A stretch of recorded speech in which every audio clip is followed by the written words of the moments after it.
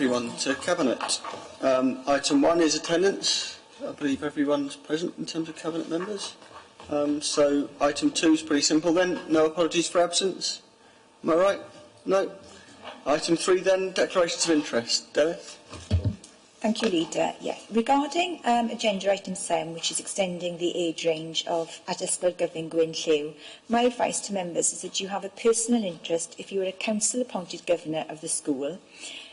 You will also have an interest if you were a governor not council-appointed or of a close personal associate who attends or works at the school, and that interest would be a prejudicial one. My understanding is that Councillor Fiona Cross has a prejudicial interest having children who attend the school. If I can just ask Councillor Cross to confirm that. I confirm that. Thank you. You will also have a personal interest in relation to that item if you are associated with any of the bodies or community councils listed in Appendix 1 of the consultation report, as those have been consulted regarding the proposals. So my understanding is that Councillor Alan Jones, the member of Blaenavon Community Council, if I can ask Councillor Jones to confirm that. Confirm. Thank you. Councillor Richard Clark and Councillor Veronica Crick are members of Croes y Ceilog and Llanarafon councils. Can I ask them to confirm that? Yes, confirmed. Thank you. With regard to agenda item number 8, which is the EAS business plan, my advice is that the following members have personal interests only and they're not prejudicial. If I can ask Councillor David Daniels is a member of the EAS board. If I can ask Councillor Daniels to confirm. Agreed. Councillor Mandy Owen is a deputy member of the EAS board. Agree. Thank you. And Councillor David Jewell is a member of the Joint Executive Group. Thank you. And finally, with regard to agenda item 30, an award of contract for a care service, Councillor Richard Clark is an independent member of the Aneurin Bevan Health Board. If I could ask Councillor Clark to confirm that. Thank you. I'm not aware of any other interests, Leader. Thank you. As a governor of Ysgol Panteg, is there an interest I need to declare on the item on Gwyn Lliw as another Welsh medium school, or is that not relevant? Okay, thank you. Everyone happy with that? Are we okay to move on to the confirmation of the Cabinet minutes from the 19th of February? I'll just go through those.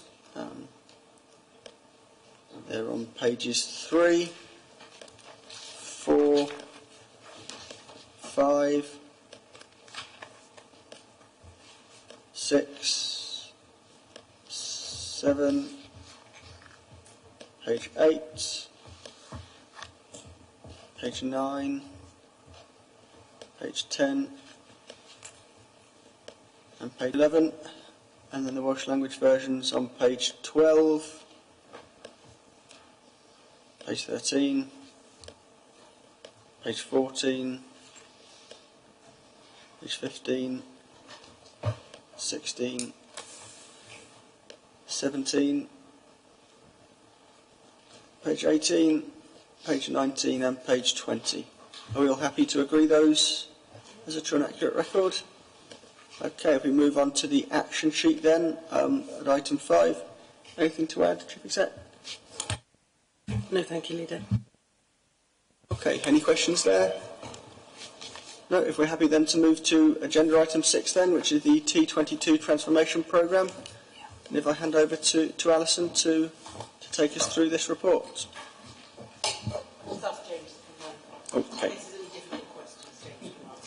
And James Griffin too. Okay. Welcome both.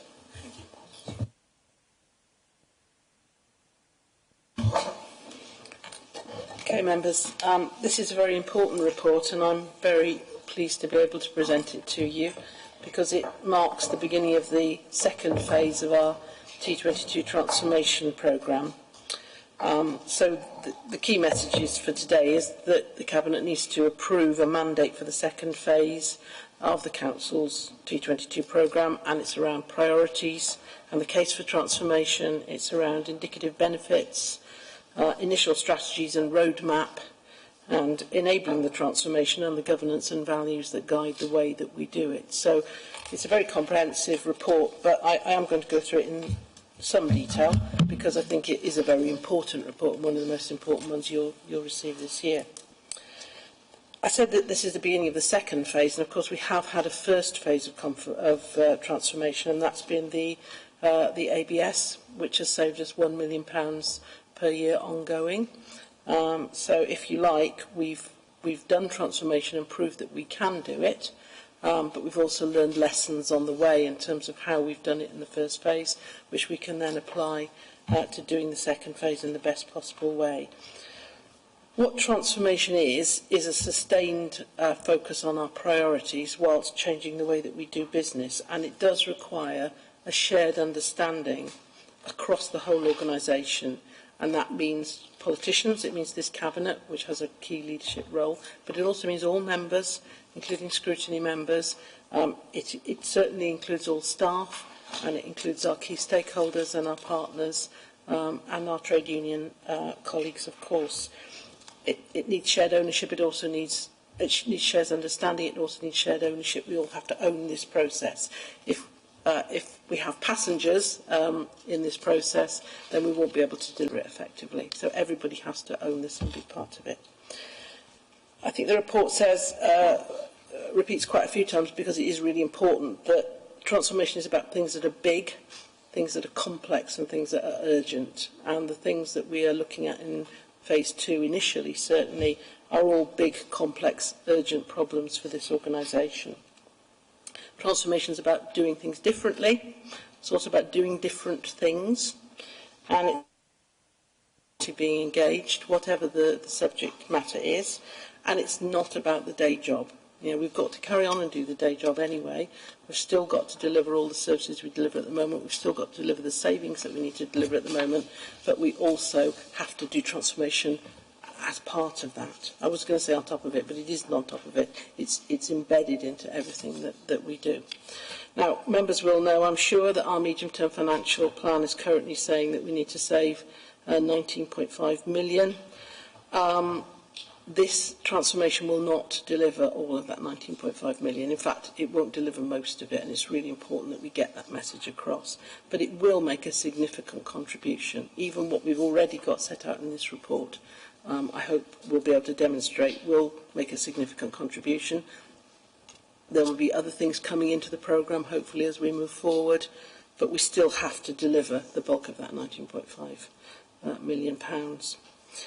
And what this transformation is an alternative to much deeper service cuts. And I know that the last thing anyone around this table wants is deeper service cuts. We want to protect our frontline services as much as we can. And this will make a big impact on that if we do it well. We have to have a programme approach. We can't do this in bits in different parts of the organisation. We must have an overview and focus across the whole of the council at a very high level, and that means the Cabinet and the leadership team being absolutely driving and leading this throughout. The benefits have to be, I think this is important, the benefits have to be not just financial but also non-financial. We have to deliver both. So if we just deliver financial benefits, we won't have succeeded. If we just deliver non-financial benefits, we certainly won't have succeeded. It has to be both, and I think we outline in this report why and what that would look like. So the report focuses on the three initial themes that we have identified in order to take T22 forward. I'll go into those in a little more detail, but they are children's services, customer and digital, and support services. As I said, this is a programme. As we move forward, there may be new things coming in. We haven't yet looked at what we can do together in partnership with schools. There's lots already happened on adult services. We may want to do more on that. There may be things we haven't even thought of yet. So this is an ongoing rolling programme, but these are the three things that we need to focus on straight away in terms of the work that the programme board's done to identify the key issues. So if we look at children's services first, we're pretty good at keeping children safe in this organisation, and I touch wood as I say that, because any organisation, you know, can have problems in children's services at any time, but our systems are very robust and strong. But we do it at a very high cost, and we do it at not only a high cost, but an escalating high cost. So if we are going to tackle children's services, we have to stop that trajectory into ever-increasing costs, because we're heading towards unsustainability at the moment. And if you look at the graph at 5.3 of your report, that's a graph looking at looked after children in the Gwent area, and the grey line is Torfaen. So you can see that we have always had the highest level of looked after children during that period, and it's increasing. So it can't just be about demographics. Some of it will be demographics. That will be why Monmouthshire's at the bottom and not at the top. But we're above Blaenau Gwent, and we shouldn't be in terms of our demographics. So there's obviously something going on there that we need to get underneath and look at and address. And we know that Welsh Government are really interested in this, and that Welsh civil servants will be coming along to talk to all authorities in Wales about how we can reduce the number of looked after children, but in a safe way, so that children aren't put at risk. So Children's Services definitely meets the big, complex and urgent, ticks all those 3 boxes. It also, as I said, will become unsustainable if we don't address it. It's not just about cost, it's about the life chances of children. Being a looked after child is not the best outcome for a child. The best outcome is that we intervene early and prevent that child needing to have statutory services and to help the family. But in order to do that, we somehow have to shift cost. It's that, universal problem of how do you shift cost out of the acute in order to invest in early intervention and prevention. And part of what we will be doing in the T22 Children's Services Programme is looking at how we can achieve that.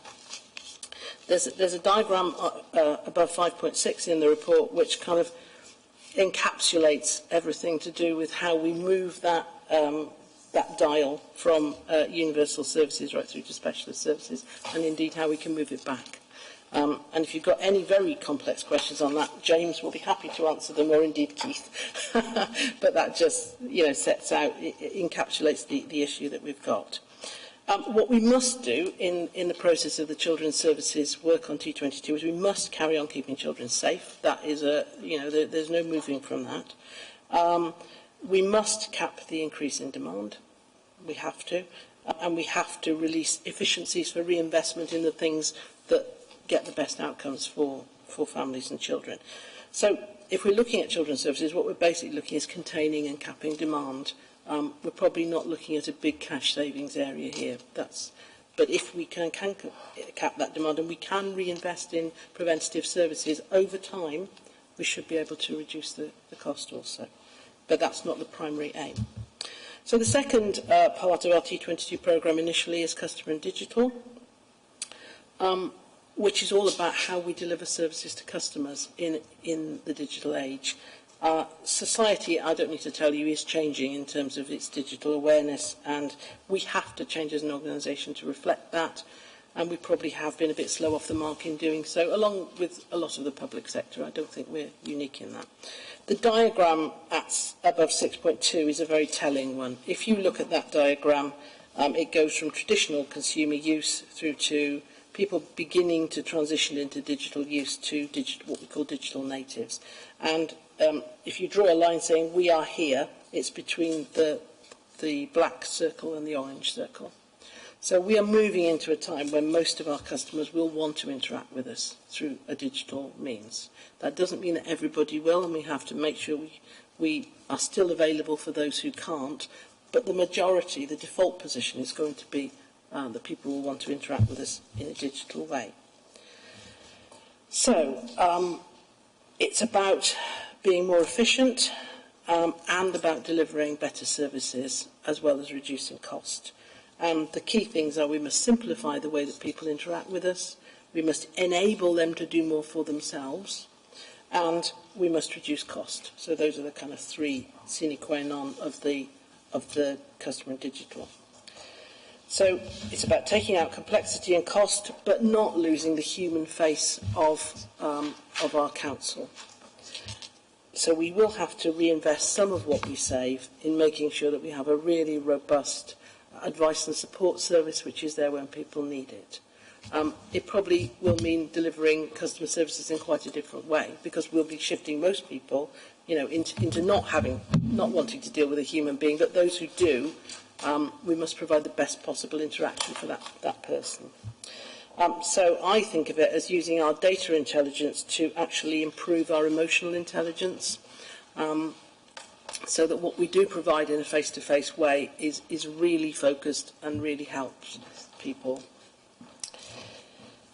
And hopefully, if we do this right, it will lead to increased trust and satisfaction in our communities. Now, in the era of Brexit and Trump, I know that that is a big ask, but currently, not just this council, but all councils, are viewed by the public in a much more negative light than they deserve, in my view. We deliver some absolutely fantastic services for some very hard-working staff. But the general view, well, what do the council do? So we need to change that relationship to one of increased trust and satisfaction, so that we can have a better conversation with our communities about what we can and we must do together. There will be things that we currently have done for people in a kind of paternalistic way we just can't afford to do anymore. So we're going to need a different conversation with people about what we can do together, particularly on the street scene type services.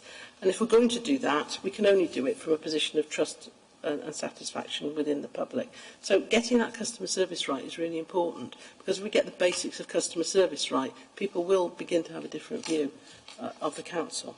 I'm not saying our customer services aren't good at the moment, but it's not just about the people that sit at the desk and take the phone calls or respond to the public on a face-to-face basis. It's about the whole way that we deliver those universal services that people see every day, such as street scene and waste. So getting our customer service really good on that will improve our relationship with our public.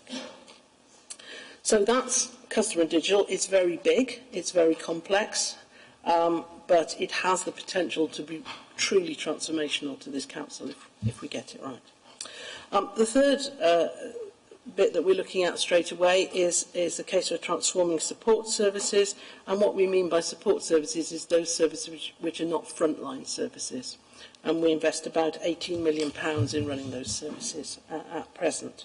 So what do we want them to be? Well, we want them to be modern, we want them to be efficient, and we want them to be coordinated and streamlined, because we still at the moment deliver lots of support services attached to service delivery areas, rather than looking at a comprehensive support services model across the piece. We've done that with ABS. It's taken cost out. It's delivered support in a more flexible and efficient way, but there's much more that we can do around support services.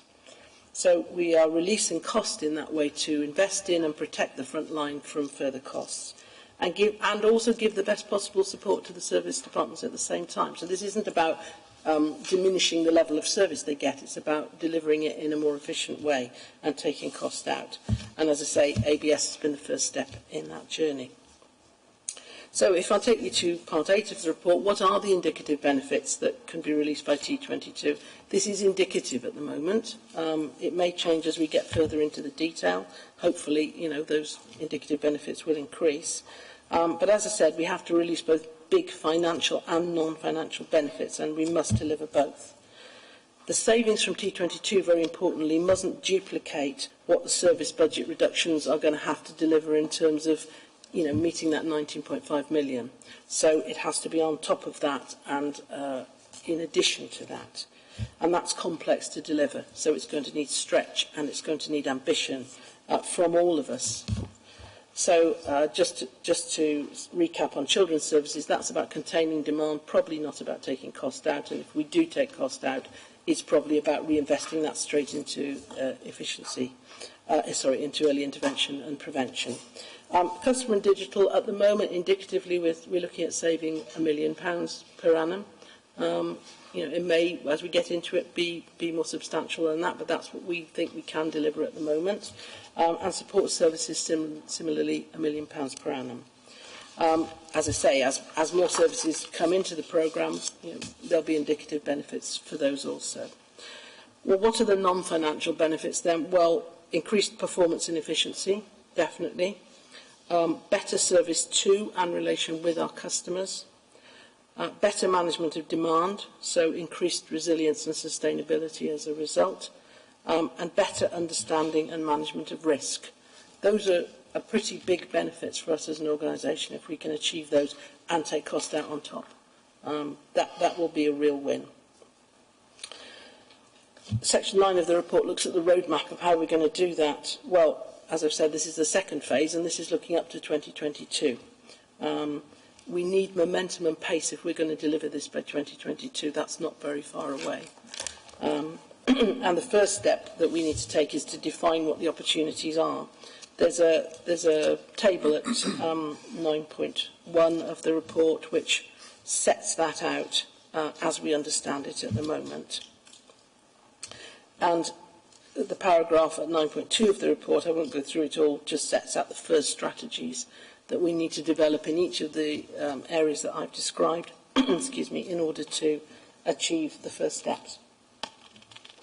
Very importantly, overlying the T22 programme is what we're calling enabling transformation. So what is the overarching feel and look of the Council that we need to have in place in order to deliver T22? Culture and leadership is absolutely key to all of this, both political and non-political. So the Cabinet, together with the leadership team, the heads of service, all members, scrutiny members, all need to be involved in this culture of leadership of T22.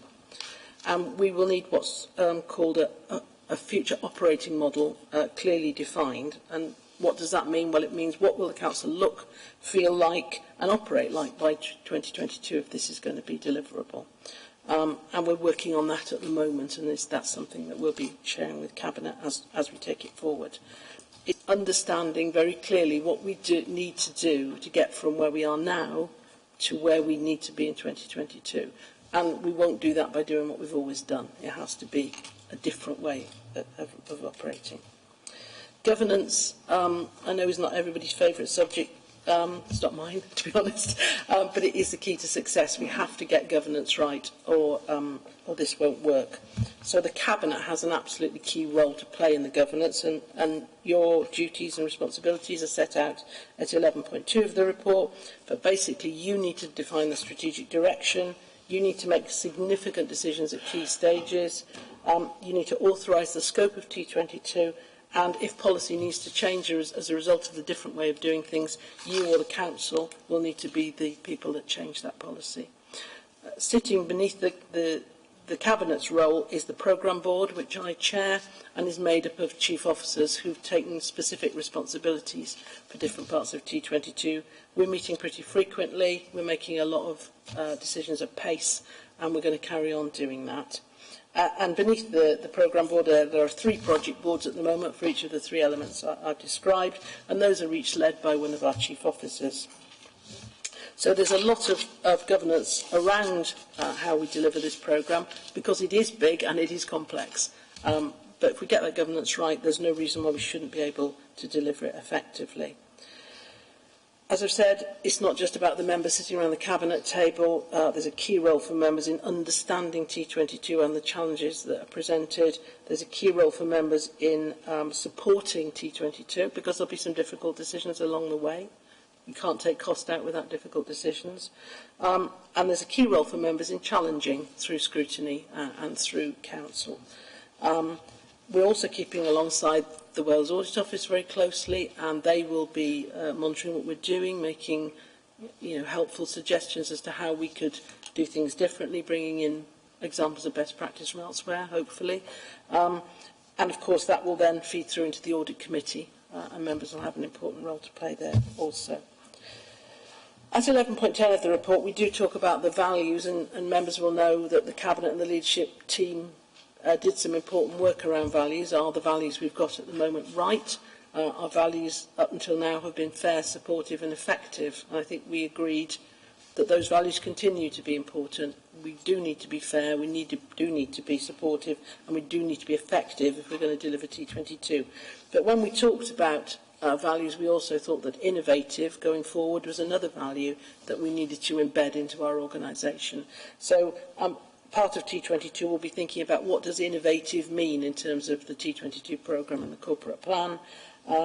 How do we look at refreshing our thinking around also being innovative in addition to our 3 other values? And that will involve staff, that will involve members and that will involve our trade unions, because it is a different way of thinking about things going forward.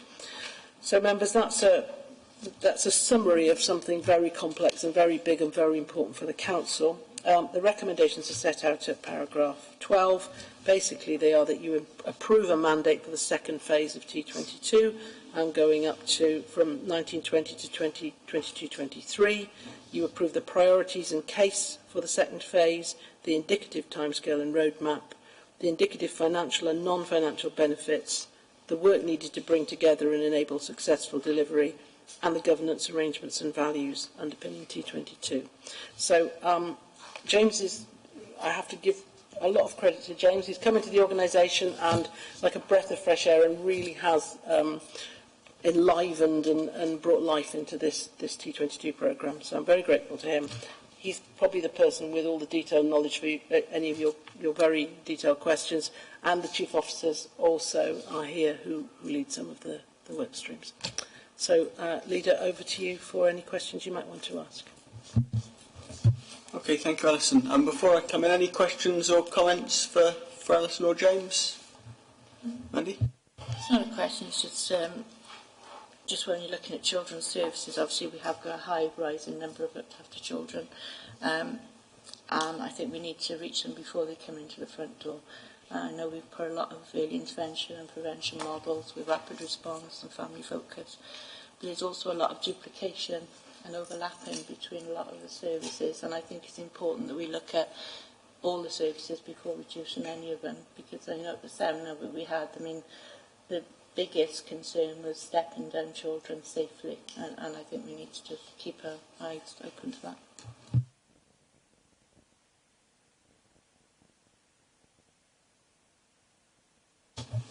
Can I just say, just thank you for the report, which is obviously a good sort of staging post as we take forward this. I'd like to thank James as well for the way he's taken this forward. It's been good to have someone come in from the outside. I think we've got a great wealth of experience within this organisation of how we do things and how our culture works. But it's good to have that sort of input of someone coming in afresh, looking at things without maybe the attachment to the way things have been. And I think your approach is both forensic, but also, very, very human. And I think it's important to get that balance.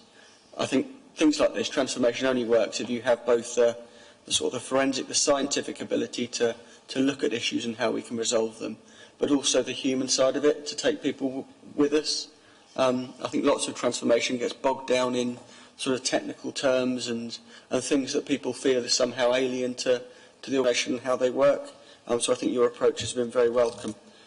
If I can start just by saying something about the case for transformation, and for me that's not because I love sort of talking about transforming services, it's because the alternative is so bleak. We've already cut many services to the bone, and service cuts to frontline services upon service cuts just isn't a future that I think is desirable or even sustainable. And that's a context not just for us in Torvine, but for councils and other public service organisations across Britain at the moment.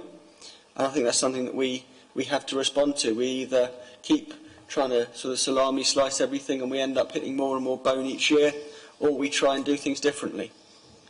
I say that not because it's some kind of magical solution, and I think we have to make sure we recognise that as well. We can't just say the word transformation and £19.5 million disappears from the organisation. If only it worked like that. There's no sort of unicorns or chocolate rivers about to meet that challenge, but I think transformation is a key part of meeting it. I'm glad that you mentioned the track record. Sometimes when sort of transformation and local government are mentioned, it's almost as if people have been standing still for the past 10 years. I'm proud that we haven't been doing that. We have done things like ABS that have been difficult, but that have taken, just that one example, £1 million out of our costs without hitting on frontline services. I say that because it's been difficult for staff. Sometimes I think we have to recognise that and to get away from this myth somehow that the public sector stands still and only the private sector innovates. I don't think that's the case. It is more challenging in the fields in which we operate. It's a lot more challenging to transform children's services, for example, than to transform a a private sector business where you can look at the business. If we were a private business, we'd look around at the business, look what was costing us a lot more money, and not do that anymore. We can't and we won't do that, obviously, because that would leave very vulnerable people in an awful situation. But that's why transformation is important, but it's also why it's difficult. And I think it's important that we say that. It's important as well that I think members take a strategic leadership role in this and not only informed but are involved in how we take this forward. I think shared ownership is a phrase you use, and that's vital. And I think we need to ensure at every step along the way that we're keeping members as engaged and involved as possible, so that they sort of buy into the whole situation, that it isn't just sort of landed on them as a fait accompli at the end. I think the way we've taken it forward, both in Cabinet and in things like seminars, has been important, but I think we really need to keep that up.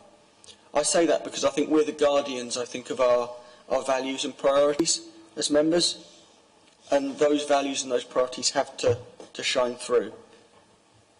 That doesn't mean things are going to be easy. I worry at the moment about sort of the number of false choices that are springing up in our debate about public services as a whole, how somehow there's some magic wand that you can wave to make everything better. We all know it's not that easy, but that means that we have to put those values and priorities, front and centre in what we take forward.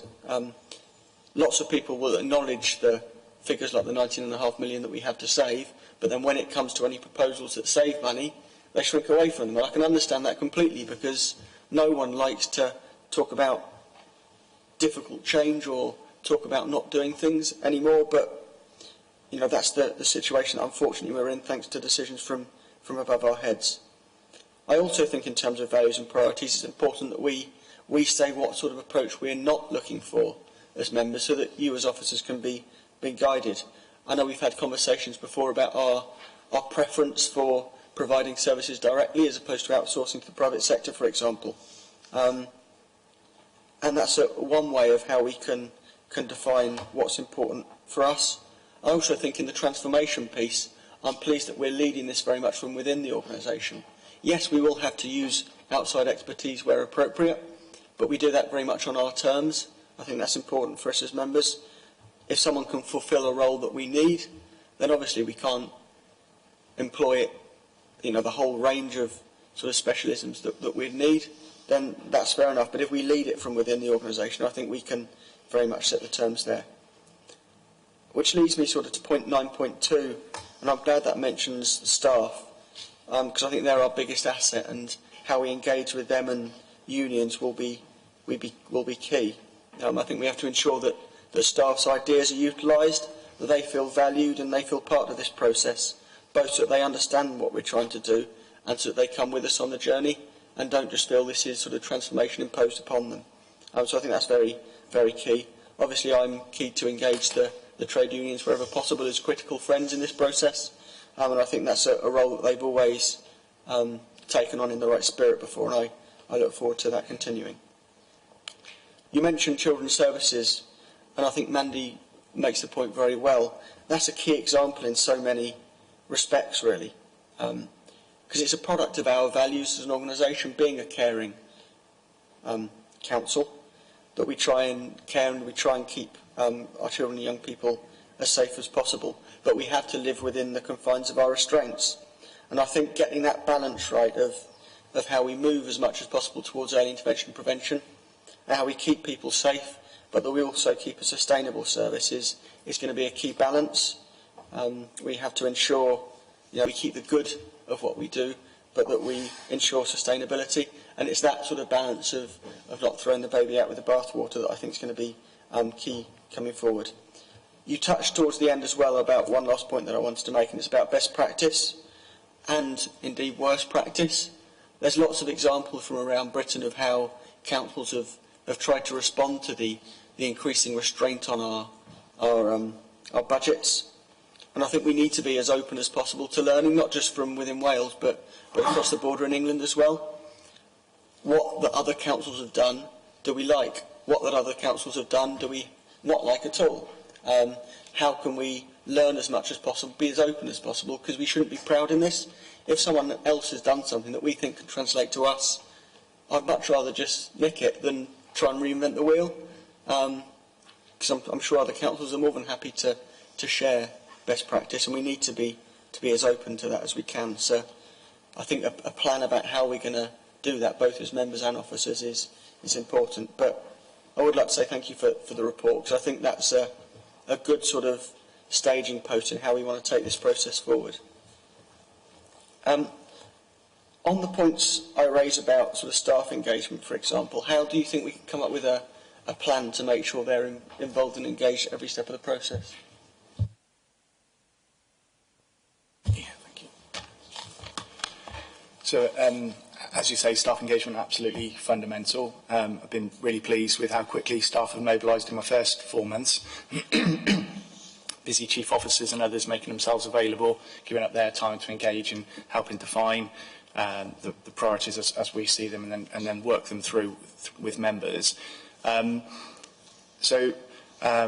got an enabling transformation priority. Within that, there's 6 or 7 work streams, one of which is communications and engagement, and it's been well supported by Neil as our head of communications and others. At the moment, there's a plan being drawn up for exactly how we'll do that in terms of staff engagement throughout. So, for example, we meet with the unions in their formal meeting in a couple of days' time, and this report's on their agenda. As we develop the future operating model, there'll be staff focus groups to get their perspective, as there will be with customer focus groups as well. So it's not just senior people talking to themselves, and of course member engagement throughout. So I think what would be quite helpful would be to provide members with a plan for how we intend to do that, share that with you, work that through at PDF with a number of different stakeholders, and make sure that it's fit for purpose and it's setting the right tone that you require of us. But in my experience, we won't successfully transform without taking people with us, and including our staff. What a great set of staff we've got, so we need to make sure that we value them and take them with us. If I could just give the example of Children's Services, really supportive Keith has been, as have everybody else who's been involved. For each of the 4 initial strategies, we've got a lead, say Jacqueline and Sue and Jason, all planning in detail the work that needs to be done, all making sure that it's measured and it engages staff. And so at any point, if any member wanted to see any more detail of any of those plans, then that could be made available, of course.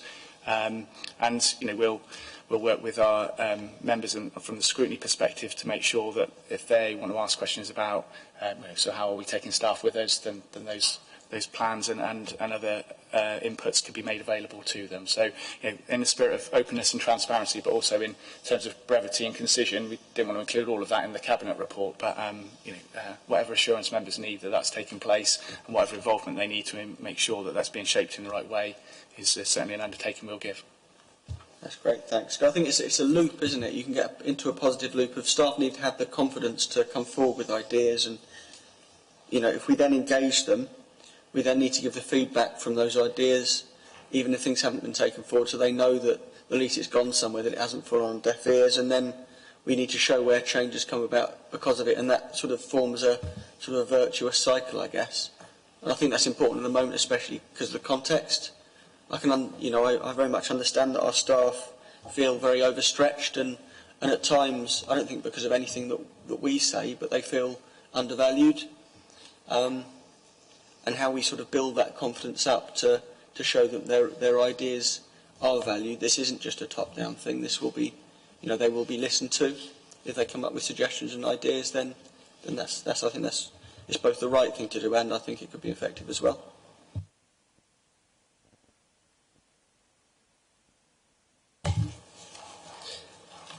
Yep.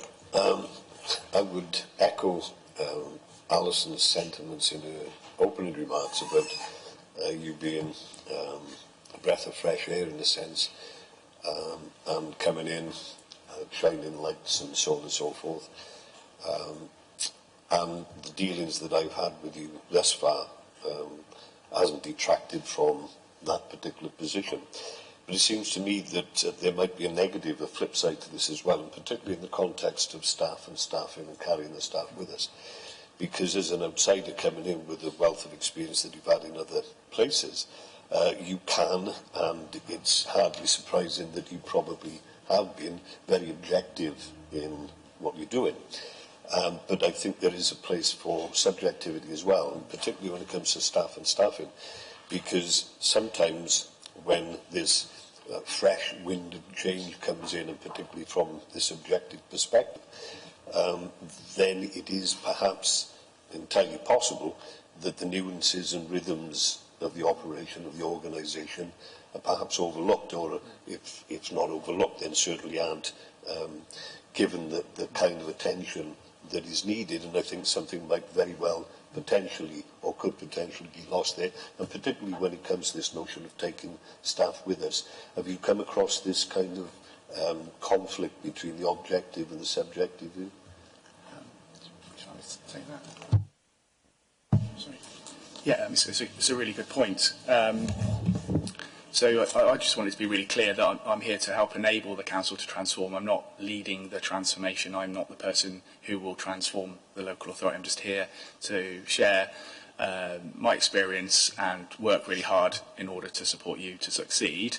So I'm really pleased early on that the leadership that's being provided from Alison, from Anthony and from the chief officers, the involvement from colleagues on Policy Development Forum, the engagement we had at Members Seminar, the involvement we've had from staff in the discussions we have about how we're going to plan this work has been really open and positive.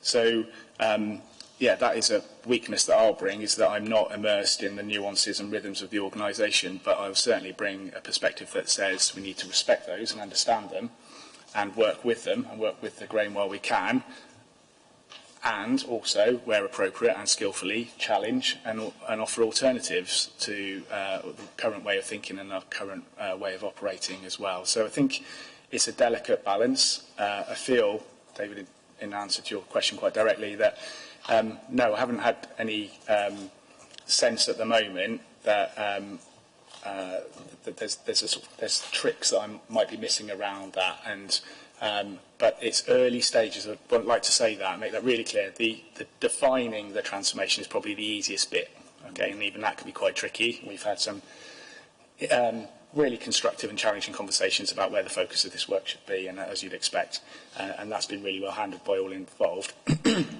The really difficult bit is following through into the delivery, and it's at that point when it starts to become even more meaningful for people, and it's that point where we really must stand by our values about being fair, being supportive as we help people through the change, being effective and being innovative, but also seeing staff not just as people who are involved in the process but can be beneficiaries of the transformation.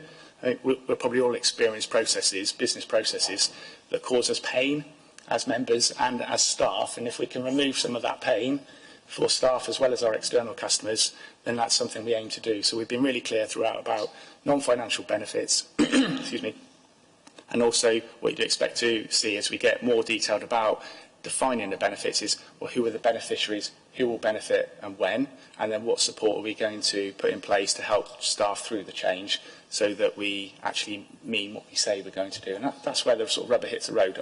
You know, the rhetoric and the definitional stage is relatively easy. It's Alison's point about the consistent and sustained focus and leadership throughout. And at any point, if anyone wants to give me some feedback about how I'm doing that and how I could do that better, then I'm always happy to listen. Can I just add to that? It's really important that we don't see transformation as being James's job, and everybody else can just get on with the day job. And that isn't how we're doing it. So we've got Rachel leading customer and digital, we've got Nigel leading support services, we've got Keith leading children's services, we've got Dave Congreve leading enabling transformation, and all of those people, are immersed in our organisation. And I think it's that balance, as the leader said, of people who really understand the organisation in depth, working alongside somebody who's just got lots of really strong ideas and coming in with a new perspective, and that's the strength, I think. Well, I appreciate the collective approach, and I would be one of the first to criticise it if it wasn't a collective approach. But to kickstart the whole thing,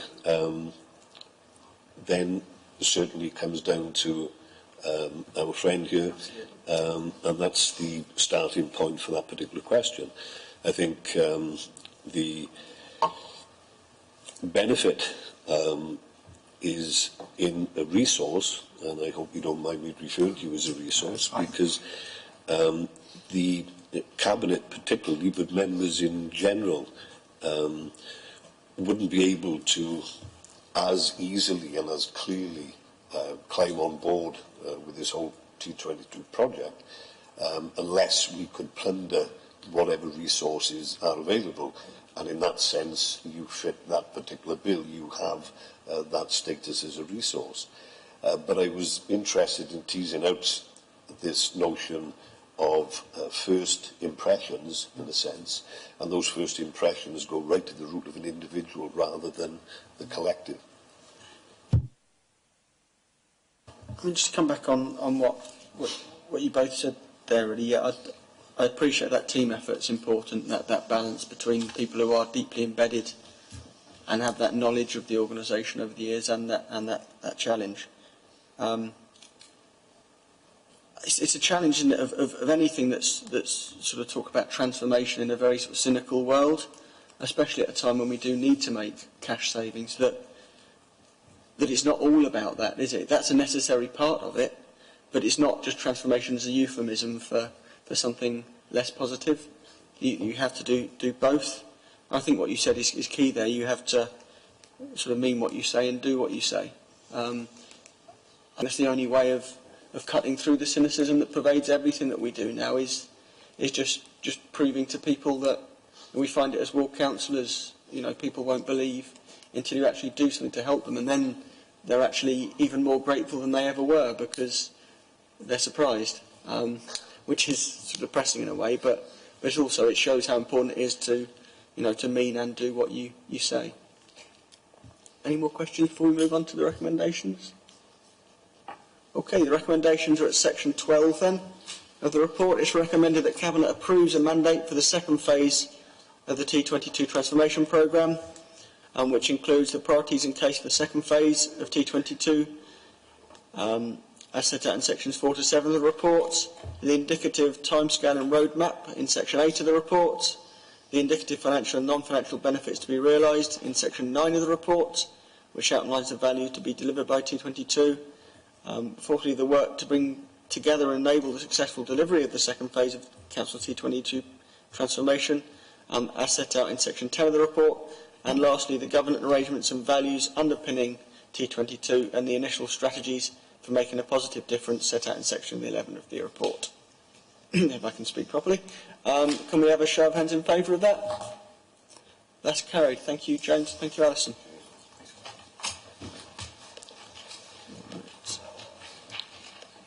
Click back in my agenda. We're now on item number 7, which is the report on the consultation about the proposal to extend the age range of Ysgol Gyffin Gwynthlew from 11 to 18 to 3 to 18. And if I can bring in Mark Horton.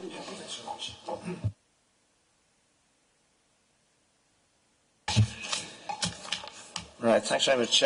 This report is on the outcome of consultation to extend the age range. Oh, sorry. There you are.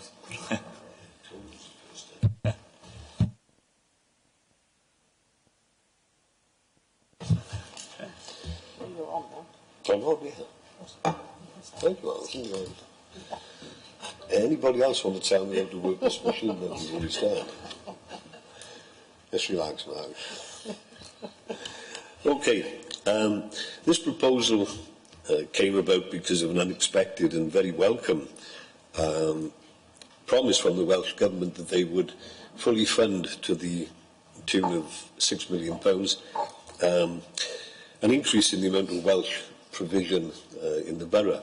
Unexpected in the sense that this particular proposal was never on the radar of our 21st Century Schools programme, whether it be Band A or Band B. And welcome because it's in addition to the £90 million or so that we've already invested in our schools since this particular programme kicked off. Consultation was a precondition of the Welsh Office's promise, and quite rightly so, since if this proposal goes through, there will be quite a dramatic change in the age range of pupils at Ysgol Gyffin Gwynthliw, from 11 to 18 to 3 to 18, which is quite a jump. Today we have to decide whether to continue with the proposal or not, based on our own judgment, and perhaps importantly based also on the comments received from stakeholders in the recent consultation process. There were a lot of comments from children, from our learners in the consultation process, and this was incredibly gratifying. And what remains for us to do now in terms of both schools and indeed our officers is to work diligently towards a successful transition process, and I'm pretty confident that that can be achieved, because we've already gone through this kind of process on several occasions in the past within this particular 21st Century Schools programme. So I think that the suggestion that there's any doubt of a successful transition is lying on infertile ground.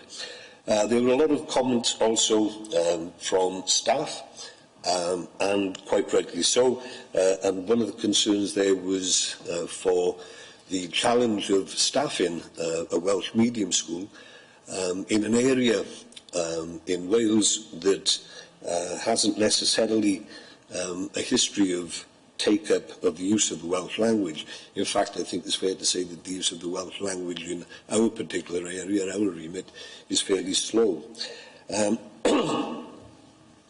On the other comments, I particularly want, on that issue of the challenges to staffing, it's an important one, so let me dwell on that.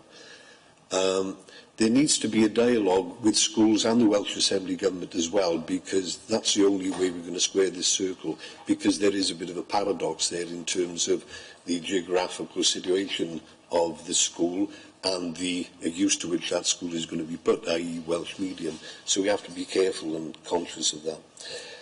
Of other comments in the consultation process, I'd like to draw your attention to one in particular, and that's the impact of this proposal, if it goes forward, on the surrounding roads of the Gwynthliw site. And I'm particularly concerned about the road right down through the St Cadoc's housing estate in Trefethin, because we must minimise the situation there, since not only is there a school at the top end of that particular estate, but there's a primary school at the bottom end as well, which exacerbates any potential problems.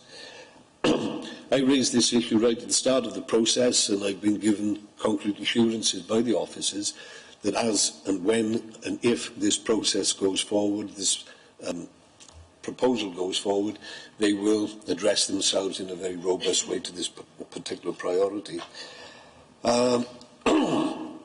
Mark will no doubt go into greater detail and some more clarity that I've been able to muster here. But before I hand over to Mark, I think it's right and appropriate to comment on the fact that there are considerably more pros than cons in this particular proposal, in my view.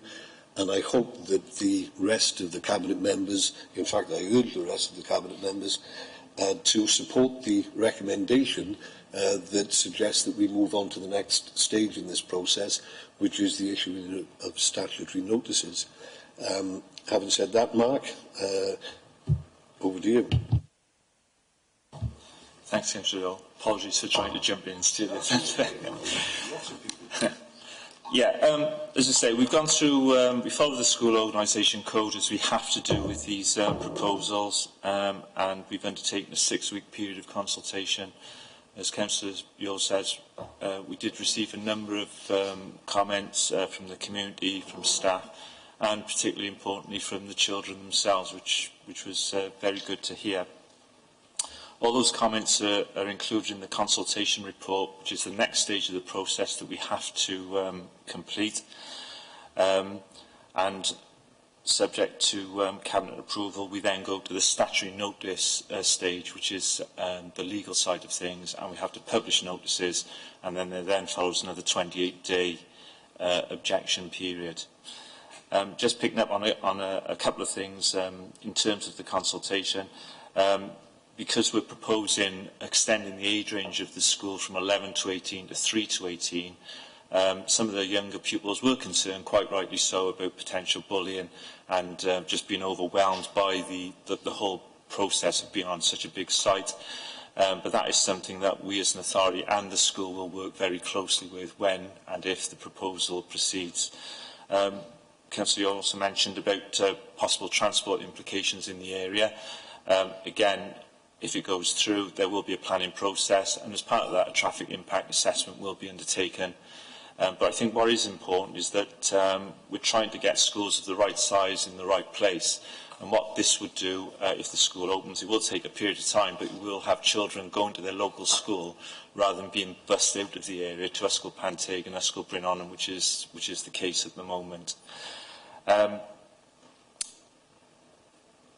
The staff also made some comments about the actual staffing of it. Building schools, but obviously they've got to be staffed, and getting appropriate staff will be an important part of that. But what we are doing, if the proposal proceeds, is this will be a seedling school. So it will start off with just a reception class and a nursery class and grow year on year, as we've seen with Yscol Panteg in similar circumstances. So yeah, that really is, that's where we're at the moment. I think, as I say, it's down to Cabinet to approve, and the next stage then is the statutory notice, and then there's another 28 days on top of that. If approved, that probably won't happen until the end of April when schools return. We have to publish the notices when the schools are in session, and then that'll be another 28 days after that, and we'll bring another report back later. Okay. Any questions? Comments? Veronica? If I may just comment, I did read the appendices and the comments that have been made by staff, parents and children, and I was concerned as to just how much discussion had gone on in the school with the children, because there did seem to be such negative comments coming through, and very often when you've got a 3 through to 18 school, it actually has so many benefits, and the interaction between the different age groups which could resolve those issues. Now, whether there's some way of bringing that together at some stage during the period, especially with it being a seedling school, I think that would help tremendously. You know, one tends to think of middle schools which exist in some counties where you've got the children up to about age 9, and then you've got the middle school to 13, and then the senior school. Whereas with this, having this through age group, there's much more that you can do to consolidate the differences in the age groups and in the development of the children. So I hope there's some way in which you can get that across. Yeah, I mean, as part of the, I mentioned transition is very key. The schools work closely together anyway, at the moment, as a cluster of schools anyway, and that was one of the issues that we picked up from the staff about making sure that when the children transferred over to the secondary school, that they wouldn't be sort of impeded by children already in the school, so they would be completely across the board. Everyone would receive the same level of support, and once the new school is up and running, there will be the opportunities then, as you rightly say, for a whole school community to work together, with staff knowing the children from a very young age. You know, the parents will get to know the staff throughout the school early on, and with all the brothers and sisters on the same site, it's always helpful as well. You know. So yeah, it will be potentially the first 3 to 16, 18 school in the borough, but there's a real opportunity to move forward with that sort of type of learning. And I believe there are possibilities of that kind of approach happening elsewhere in the coming years, and I think you'll learn a lot from this. I had a question about, you mentioned the seedling school. Obviously we've got experience of that at Yscol Panteg before, starting as a seedling school. So I think it's a potential opportunity there to learn from the staff, the governors and the parents there about the process and what worked well and what worked not so well at the time, especially as many of those parents who were sort of instrumental in the school in its early years are now parents at Gwynflew. So I think there's a bit of an opportunity there. Are we going to make sure that we we utilise that sort of expertise, is maybe, yeah, that's probably the right word, yeah, that expertise in taking through this new Seedling School. Yeah, I mean, absolutely. We've seen the success of Ysgol Panteg. It was a little bit of a leap of faith, really, I suppose, for parents, in that there were 13 or 14 children in that first year and a few more in the nursery, and it has gone from strength to strength that we've seen. And all the positives and the good working practices that we've seen down there, we'll make sure that that they'll be brought on board with the new provision as well, you know.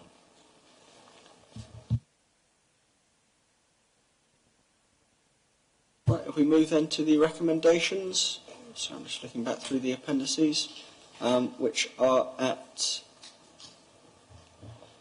section 11. It's recommended that Cabinet firstly consider the consultation report, secondly agree to the publication of the statutory notices, and thirdly receive a further report when the statutory notice period ends and determine the next steps. We're all happy to agree? That's passed. Thank you, Mark.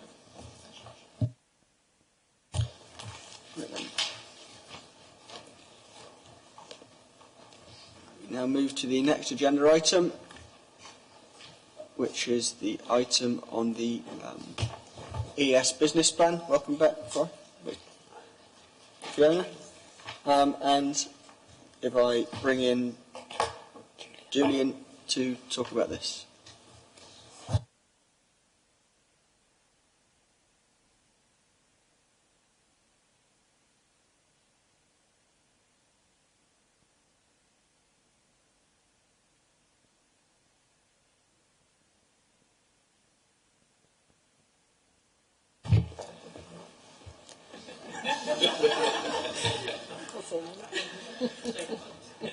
Are we sitting comfortably?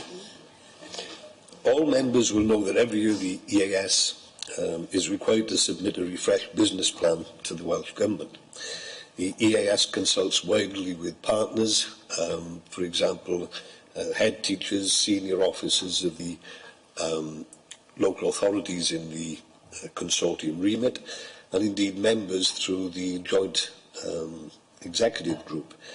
The draft proposals have also been presented to our scrutiny committee, who have already made their comments. This updated plan outlines how the EAS, working closely with our own officers, will ensure that schools have appropriate support and challenge and picks up the key objectives in our corporate and service plans. The plan focuses on the need to raise aspiration and accelerate improvement in pupil outcomes, improving the quality of teaching and learning, and preparing schools to realise the national reform agenda. While doing all of this, the EAS business plan also ensures that we have bespoke support for each of our schools here in Torfaen. And I think it's worth commenting on the value of that, because in no small way that's contributed to the recent uplift in the categorisation process, which was a fairly significant uplift from the previous series of categorisation. I think currently we are 17 green, 8 yellow, 6 amber and 2 reds, and the only way is up from here. That said, I'll hand you over to the capable hands and voice of Julian de Rustchuk, who will fill in the details. Julian. Thank you, David. The detailed plan is there, so if I can just sort of refer to some key points in there, which I think are pertinent to each individual local authority within the region. Obviously, the plan has to cover the 5 local authorities, and from a Torfaen perspective, it's really important that you are happy, convinced, whatever words you want to use, that the provision for the children within the Torfaen borough is being met fully. We are in times of momentous changes, the best way I can describe it, in terms of the national mission and the curriculum reform and the change to accountabilities. So you would expect an awful lot of the plan to contain how we are going to transition from old ways of working to the new national mission ways. You will also see that accompanying the plan, there is a discrete Torfaen LA annex as well, but you'll see that how that is incorporated into the overall plan as well. I think one of the big strengths of the way that we work as a region is the relationships between the 5 local authorities and the level of discussion and consultation that goes on. But I think the other thing about the region, which I think should give confidence to the 5 local authorities and to Torfaen today, is that where we move towards different ways of working, we have employed significant external validation of those processes. For instance, we're working with Professor David Egan. We're working currently with a range of other universities, from Cardiff Met to Stirling University, because we want to ensure that the way that we are encouraging schools to develop and move towards the National Mission Statement is one that are actually practical, manageable, but will have the impact on the pupil outcomes for the children of Torfaen. So I think that's very, very encouraging.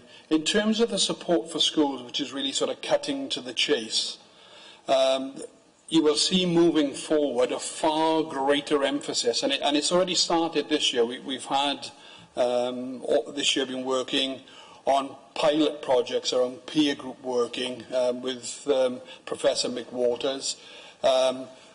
Schools working in clusters, and that's not just primary schools working with their nominated secondary schools, but clusters of schools working together as well. And you'll see something which, unfortunately, education, as we know, is full of jargon. It's almost like talking in a foreign language sometimes.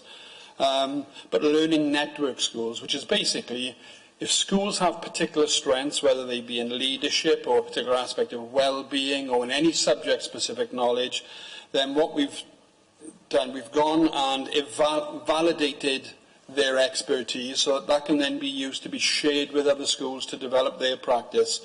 So it's a very, very thorough way of sharing best practice across the region.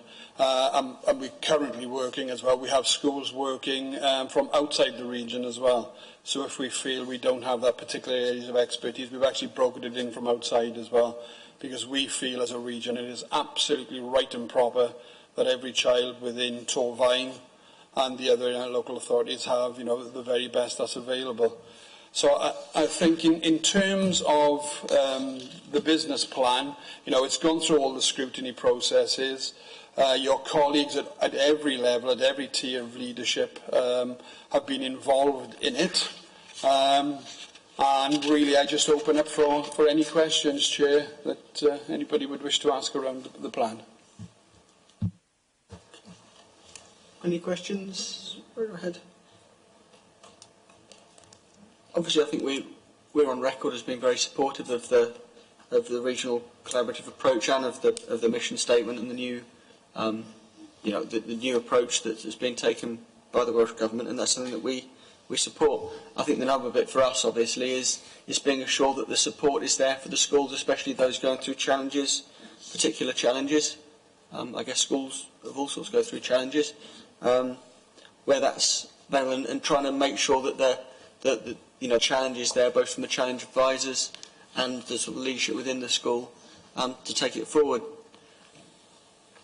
What's the picture in terms of recruiting the right type of people, both your organisation and your view on sort of school leadership as a whole within not just Torfaen but the region, because it's a challenge we've faced before?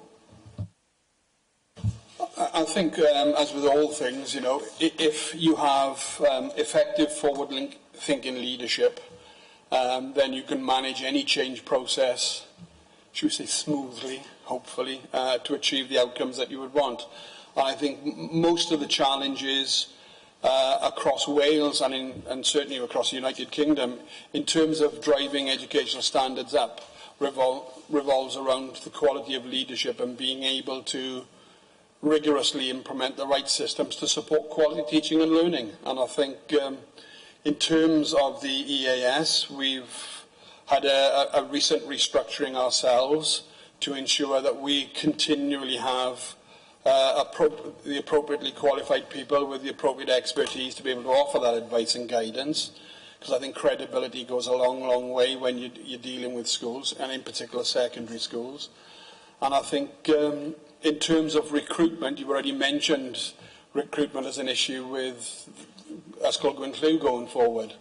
There are difficulties currently in Wales, not just in this local authority or in this region, in appointing high-quality leaders. But I think with the establishment of the new National College as a Welsh Government initiative, and we certainly have a wide range now of leadership support programmes, which literally range from those who are aspiring to middle leaders, right the way through to new head teachers, aspiring head teachers programmes with 3 years, 5 years experience. And we're increasingly deploying successful head teachers in the region through the mentor programme as well. So any new head teacher, for instance, who's appointed to any school, automatically gets an experienced head as a mentor, and they're funded for that to have the time to be able to meet and do so. So I'm confident moving forward. It's not going to be an easy job, but it's one I think that we are well with. We have the skills to be able to achieve between ourselves and the very close work that we have with the local authority, because I think when it comes to the very most senior leadership in a school, you have to have that very close understanding and working relationship with local authority officers. And from my own personal perspective, Torfaen is one of the stronger local authorities in that aspect.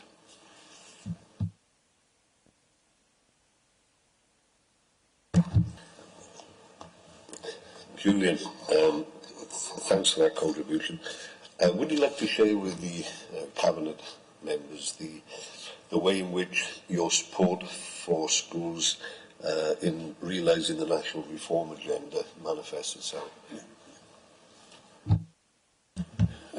Apologies for the jargon, but with the new national mission statement, and you've got streams running now, which is basically we're designing our own curriculum.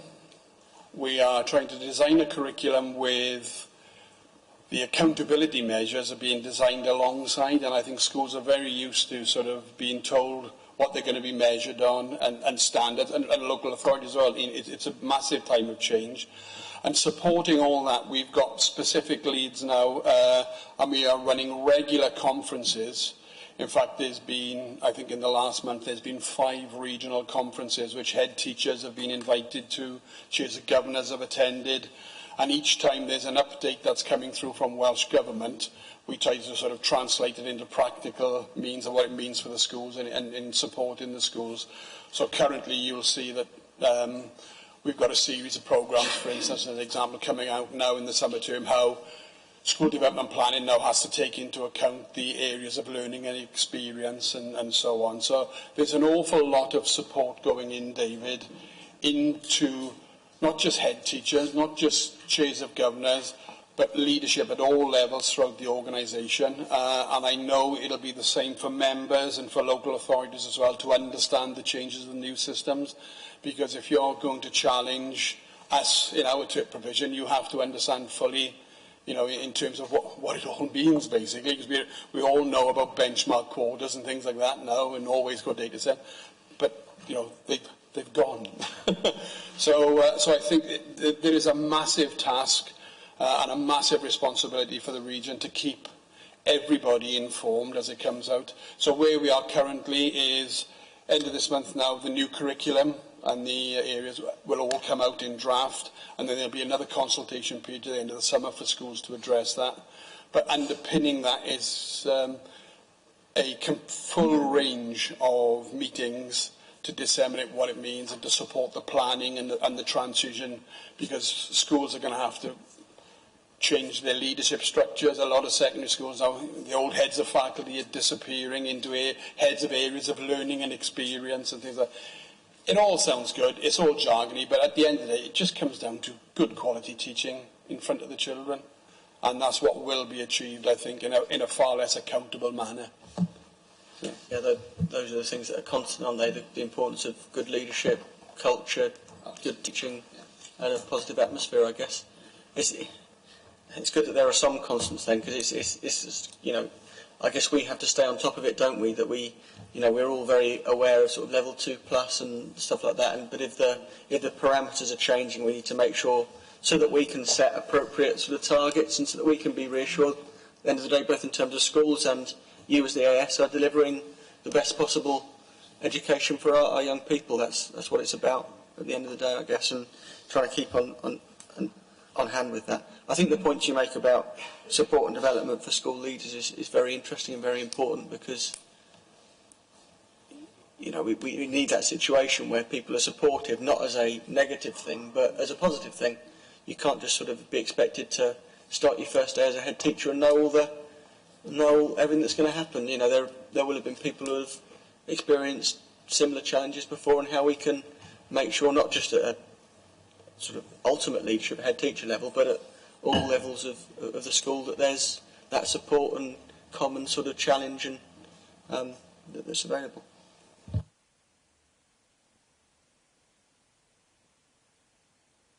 If we can come to the recommendation then, on page 102 at 12.1, that we approve the AS business plan and the local authority annex. We all happy to agree? Great, that's agreed. Thank you, Julian. Thank you. Right, the next item on the agenda then is the enforcement policy, which is agenda item .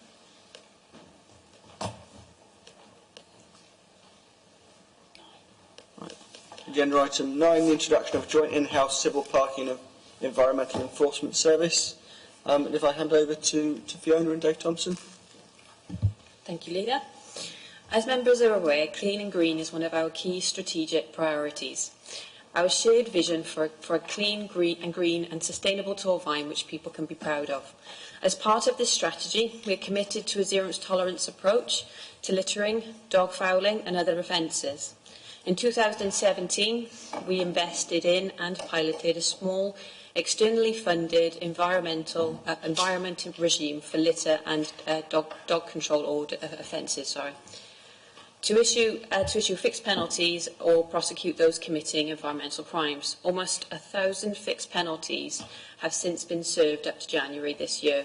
However, most littering and dog fouling continues to be a high on the minds of local people, and we have received over 1,800 service requests for actions over the last couple of years. We spend approximately £90,000 a year cleaning up as a result of these requests, which is a significant amount. I believe there is a need and a desire for more enforcement.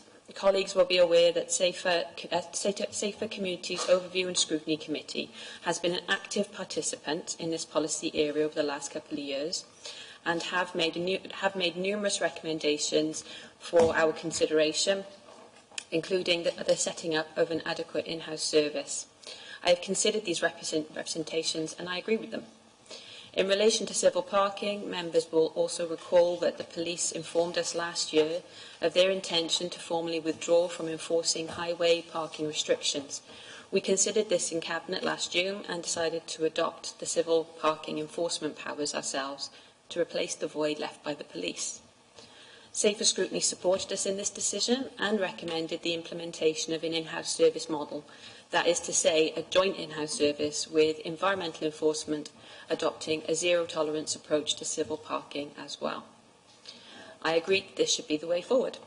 So, a joint in-house service has been modelled, as outlined in the report. Before presenting it to you today, we also asked Safer Scrutinies to look at it first and provide further feedback. And again, this was another valuable exercise, and their recommendations and my responses are contained in the report under section 6.2. So officers have modelled two options for the joint in-house service. The first is for a team of 9, including 7 enforcement officers, a manager and a support officer. And the second is a smaller team, 4 enforcement officers, a manager and a support officer. Under both options, the officers will be trained and authorised to enforce both civil, parking and environmental offences. The key features of the service are outlined from paragraph 5.11 to 5.31, and the key measures of success are listed under 10.1. However, with the backdrop of austerity, it is important for us to consider the budgetary implications of delivering these services in-house in this way for the first time, and the report as drafted is asking Cabinet to choose a preferred option. Financial modelling is outlined in paragraphs 5.33 to 535, with further detail in Appendix 4. For civil parking and consultation, appointed collaboratively with other Gwent councils, has provided financial modelling for Torvine that has informed the report, and for environmental enforcement, the modelling has utilised our own data from the current bought-in service that we've had for the last few years. As part of the financial modelling, the level of income is key. It is important to note that modelling from penalty charges, etc., is based on the current fine for littering and dog control offences of £100, and for civil parking, the higher fine of £70 with an early repayment reduction of £35.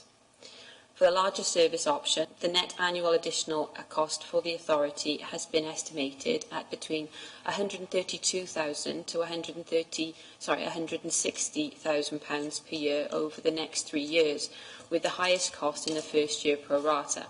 This takes into account the current budget that has been allocated to the service of £57,000 and all the likely income from penalty charges, etc. For the smaller service option, the additional cost pressures are £88,000 to £108,000, again after the earmarked budget and likely income from penalty charges are taken into account.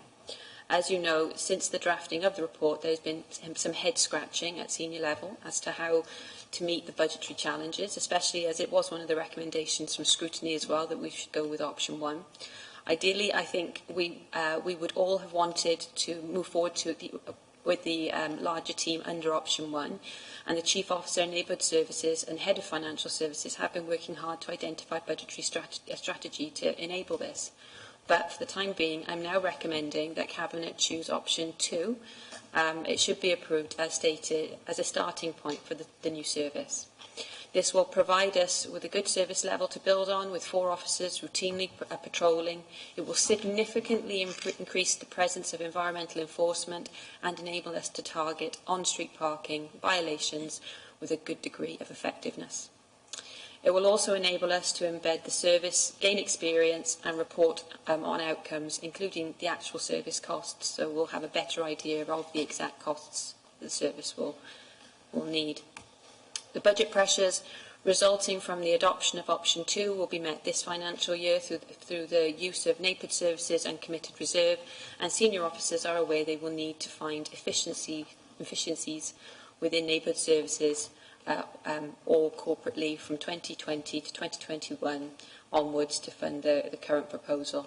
Subject to approval today, we are now looking to recruit and begin preparation for implementation from July 2019. A 16-day notice to end the current contract will be given to the Environmental Enforcement Service provider in accordance with the current SLA. As Cabinet would expect, officers will implement an appropriate and effective communication plan as work commences and the scheme then progresses. I've also asked that a member seminar be held once the staff have been appointed to introduce members to these new members of staff, and a further seminar 6 to 12 months into the scheme to review progress and to ensure there is continued buy-in to the scheme at political level. Before we take any questions, Cabinet is also asked to consider the civil parking enforcement policy and the environmental enforcement policy, which is in Appendix 2 and 3. Our experience from the last couple of years with litter and dog control enforcement is that a robust and transparent appeals process is needed, and these have been included in the appendices. I've gone through these policies with officers and I'm satisfied that they are robust and fit for purpose, and I recommend their adoption today. Finally, just a word to say thank you to officers for all their hard work on this project. As Cabinet can see, the devil really is in the detail with this work, and it is a key high-profile project for neighbourhood services this year. So, I'll pass on today. Thank you very much, the leader. I think Councillor Cross has covered really the strategic issues with the report there. So I'll just pick up on those last couple of areas really before we take any questions, and that's really about appendices 2 and 3 and the enforcement policies there. our experience over the last couple of years has been that even though when you look at the numbers, the level of appeals is quite low in comparison to the number of fixed penalty notices that have been issued, it can be quite a challenge for officers and members alike when the appeals processes kick in there.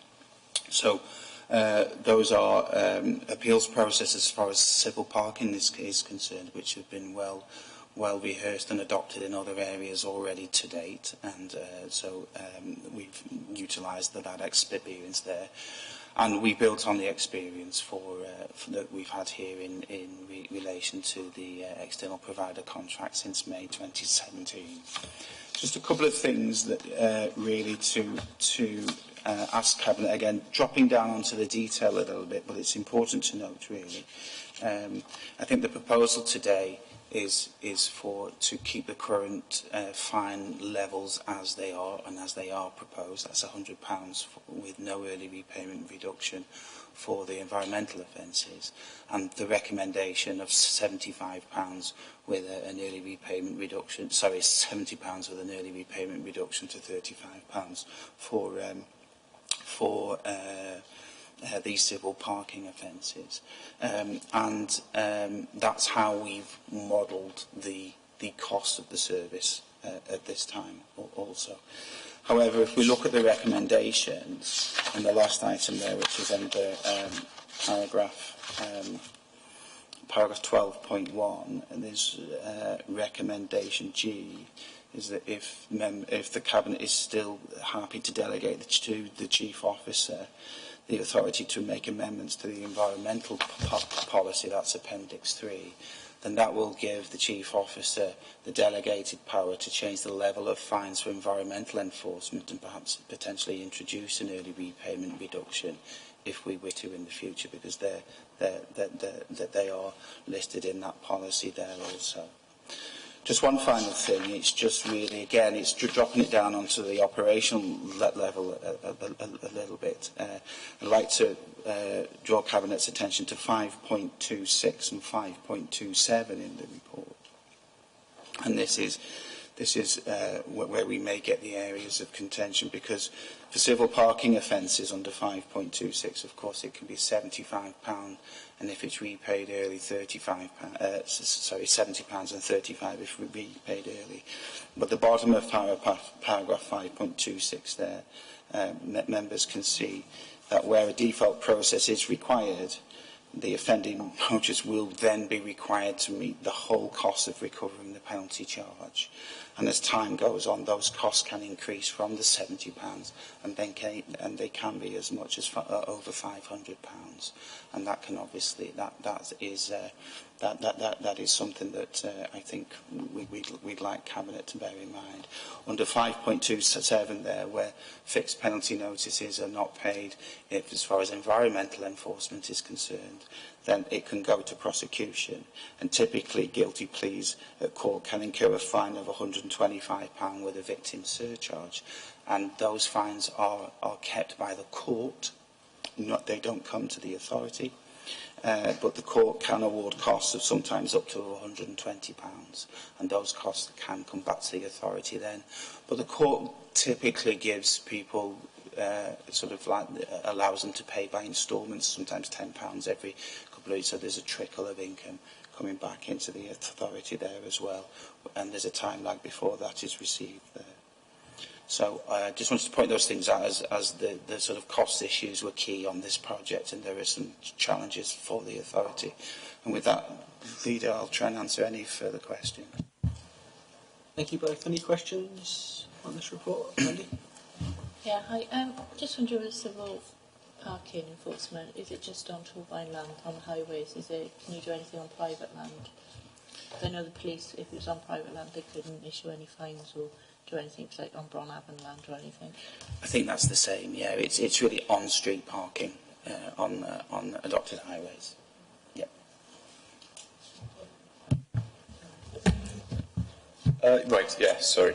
I welcome this personally. I know it bears quite a financial cost on us as a council, and yeah, that's obviously a negative. But on a kind of a selfish sort of councillor level, I think that this will mean that we'll be able to more responsively and perhaps more effectively tackle parking, because for quite a while the police have had so much responsibility, PCSOs have had so much responsibility placed on their shoulders.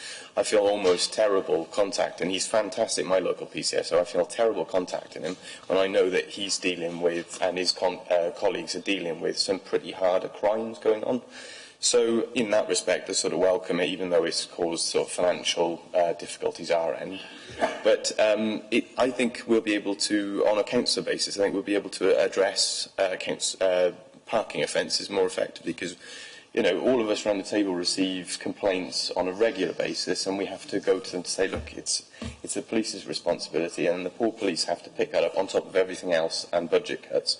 Now we will have direct responsibility for being able to report these sorts of issues, which will be beneficial for offences which disproportionately affect disabled people, parents with prams, all sorts of offences that people have gotten away with simply because they don't have the capacity to address them. So I personally welcome this, even though it has a financial cost to us. And I keep saying that because we need to mention, in a time of austerity, there's an additional cost to us that we're having to manage, but on a personal level I welcome it. Yeah, I echo what Dave said. Really, it is a major issue within the borough, and it's a positive move for Torfaen, and I welcome it. Yes, I'm pleased to note that it's going to be a 7-day-a-week service. Yes. Because many of us will have noticed we have quite big problems when it comes to weekends, and if there's sports activities going on, people are parking on cycleways, which is actually an offence, and it's quite clear here that it is. And I think just bringing that to the forefront will make people think again. We have so many safety issues with our local cycleways along by the river when sport is going on, and I think this will help to resolve that. And also the fact that we are now quite clear that the enforcement won't be taking place within the private sector areas where it has done in the past. So this is bringing the staff out into the community, and I think it will mean that they have a much higher profile, and hopefully we as members will start to see the benefits of that in terms of the kind of complaints we receive on a regular basis from our local residents. So thank you. One query I did have. I noticed in the report that the scrutiny committee referenced the use of licence plate recognition technology. So for, I'm going to get parochial now, and I don't do that often, but Pontypridd village is, it's the bane of some of our lives, really, when it comes to sort of parking. I wonder whether, locations like villages like that might be a good place to try that sort of technology, because it's in a fixed area, unlike, the rest of the borough. So I wonder, I think I saw in the response that you were going to be looking into that sort of thing, but I just wanted to put on record that's something I personally would welcome for Pontypridd, because I think that would work very well. Apologies, Leader. I probably should have come down and picked up a few of the questions that will be on parking. If we could just go back to Councillor Owen's point, it is primarily on street, but we will also have the power to act in our own car parks where they have traffic regulation orders on. In terms of the offences we will be looking at as the Council, as a civil parking enforcement authority, that is primarily signs and lines. So members of the Cabinet and members generally need to be aware, as we've tried to put across in member seminars previously, that if there's obstruction offences, they would still be with the police. For example, if you think about it, signs and lines will be the Council, other parking offences will be the police. So the police will still have jurisdiction and power within the new regime of us being a civil parking enforcement authority. Sorry, pick up those points really back to your point, Councillor Daniels. In talking to other authorities, they have camera enforcement. Camera enforcement is useful, but they've advised generally that we set out our enforcement policy and practice as we're intending to do now with people on the ground, and then think about camera enforcement technology later. Camera enforcement technology really is only for those offences that are instant offences. So for things like parking on zigzags at school, they're not necessarily appropriate for offences such as parking on double yellow lines, because you are allowed to load on double yellow lines. So a camera vehicle would have to see the initial offence and then almost have to wait there until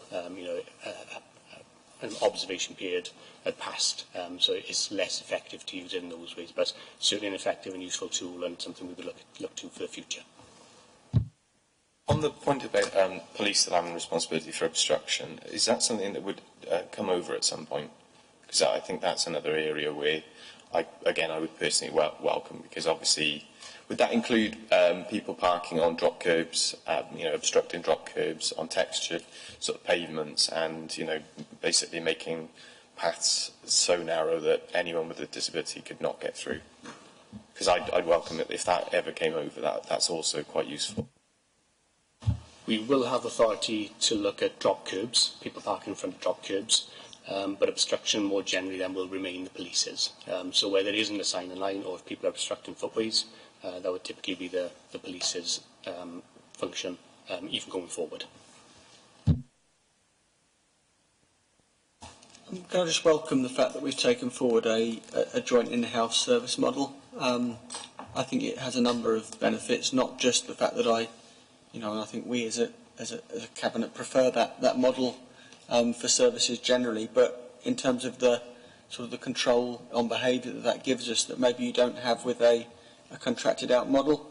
I'm pleased that we've been able to listen to scrutiny in that respect and to some of the public concerns. I welcome what Fiona said about option 2 in light of the financial realities that face us, but of course this is something that we can always revisit. We're not setting anything in stone for the future, so if this is something that proves successful, that we want to expand, then we could do. But of course the point David made is very pertinent, that every penny we spend on this is a penny we can't spend on something else, and that's the unfortunate reality of what faces us in terms of resources. I think the point that Dave made about the police being so overstretched is what really turns this from being a burden into something that is burdensome but has an opportunity attached to it. Is that in many respects the only way is up, because it is very difficult to speak to police officers who are dealing with very serious crime, organised crime, some horrendous things, to then try and articulate to them the concerns that we get from members of the public for offences that might not seem major but have a real detrimental impact on their lives. Again, not being parochial, but areas like the centre of Griffithstown, for example, and areas in Sebastopol that are very tight, where the streets weren't designed for as many cars as there are, and some of the community tensions that can be escalated by seemingly minor parking offences. One offence I'm interested in, of course, is parking close to junctions, because the centre of Griffithstown, again, to just use an example and not to be parochial, perish the thought, is that many of the streets open out onto other terrace streets, and if cars or even worse vans are parked right on the junctions, it becomes a real sort of safety hazard for people. Is that something that we'll be able to take forward? And in terms of, you mentioned signs and lines, in some areas I think there could be a strategy for more signs and lines in places.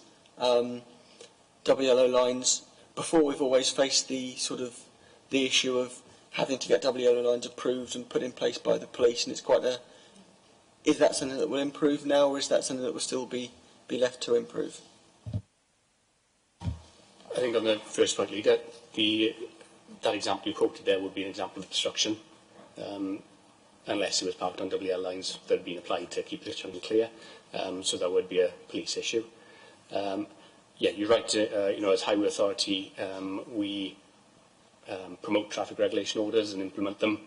But one of the stumbling blocks on occasion has been the police can't support us in terms of the enforcement then they'd be able to give to those new traffic regulation orders.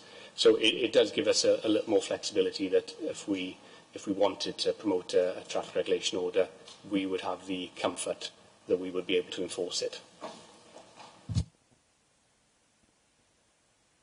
Just coming back in on the private land, have you had any collaboration with ourselves? Because I mean, a lot of my area is sort of mainly Bronhaven, and we've got to the land then where the grass is Bronhaven and the path, and it's exactly the same with the car parks. I just wondered if they've shown any interest in taking something like this on forward themselves. No, we haven't had any discussion with them. Typically, a civil parking enforcement scheme will be restricted to the highway and council-owned car parks. It doesn't tend to go into what is private land, admittedly a partner organisation of ours, so so that hasn't figured as part of the considerations. Yeah. What about parking on pavements, Steve? Because we have a lot of that in the north of the borough, especially in my town, Blanhaven. Again, and if there's traffic regulation orders on this, or WL lines, and a carriage park carriageway half on a footway, it would be a civil matter. If there's no lines and a car is blocking a footway, it's more of an obstruction matter, so it would be back to the police. Okay, because we have a case. I'll show you later.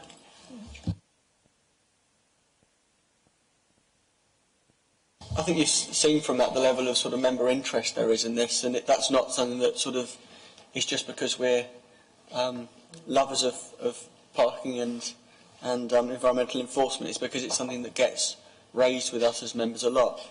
So that member concern is a result of public concern, and I think there's perhaps a degree of expectation management here as we go forward. We'd love to be able to solve all the problems of people either parking or dropping litter or dogfouling inconsiderately, but we can merely do our best. I guess would be the point. Obviously, as this is such an issue of member concern, is this something we could have sort of reports back on as a system not moves from being a plan into being something that's in place? I think a lot of the uncertainties will be cleared up there. And I think there's a lot of myths around this, for example, that this could somehow be a scheme that could make us millions of pounds as a council.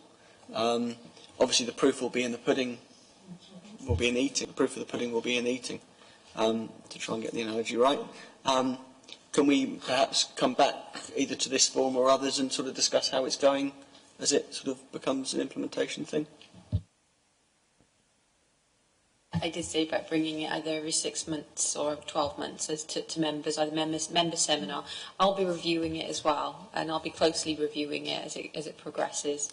But yeah, it was the intention. It was one of the suggestions from scrutiny as well, that they wanted it regularly reviewed. That's great. Are we happy then to move to the recommendations at 12.1? Recommendation A is that Cabinet approves the introduction of a joint in-house civil parking and environmental enforcement service and the related enforcement policies. Item B is that we identify the preferred option for implementation, which is option 2. Item C, that we agree for the 2019-20 financial year £92,000 from the specific service reserve to fund the operation of the new service. Item D now falls because we've chosen option 2. Item E then notes the inclusion of this service growth within the 2021 pressures process for the medium-term financial plan. Item F notes that the executive member is engaging with the youth forum and will recommend to Cabinet whether the environmental enforcement policy should be amended to include any fine for young people. And item G, that delegates to the Chief Officer for Neighbourhoods Planning and Public Protection authority to make amendments to the environmental enforcement policy in light of F above following the meeting. Are we happy to agree those? Just to say, sorry, okay. That option G also, if you wanted to change and introduce an early payment reduction for environmental enforcement in the future, that could be delegated to the Chief Officer under option G, because the environment enforcement policy under section 7.1 of that lists the level of the fines there. Okay. Are we happy to agree those recommendations with that in mind? Okay, in favour? That's carried. Thank you both. And thank you, Fiona.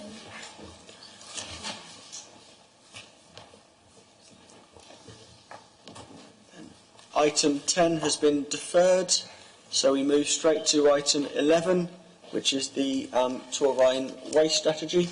And if I bring in Fiona to kick this one off. Me again. Okay, so the report before you is to seek approval from the council for the council's recycling and waste strategy. Cabinet will recall the WAO service review of our recycling and waste service area and the subsequently agreed action plan. The report presents the outcome of the recommendations for the Council to produce a single waste strategy to replace the various documents that had previously directed our strategic direction, bringing it all together essentially. Work has commenced on the strategy after receipt of the original WAO report, and that work has included a comprehensive consultation exercise. Residents told us that they wanted to focus on education and awareness, but also wanted the Council to consider enforcement against those who chose not to recycle. We have taken those comments and, working with our partners, RAP, have produced a strategy that reflects residents' comments. As a council, we cannot lose sight of the Welsh Government's statutory targets, which have increased from 58% last year to 64% this year. So the strategy keeps in sight of those key targets, but allows us to aim towards those targets which are working with our residents and stakeholders. The strategy has the Wellbeing Act embedded into it, and also the Council's corporate priorities, values of fairness, supportive and effectiveness. In closing this introduction, I think it is worth reminding ourselves of where we are as a country in recycling terms.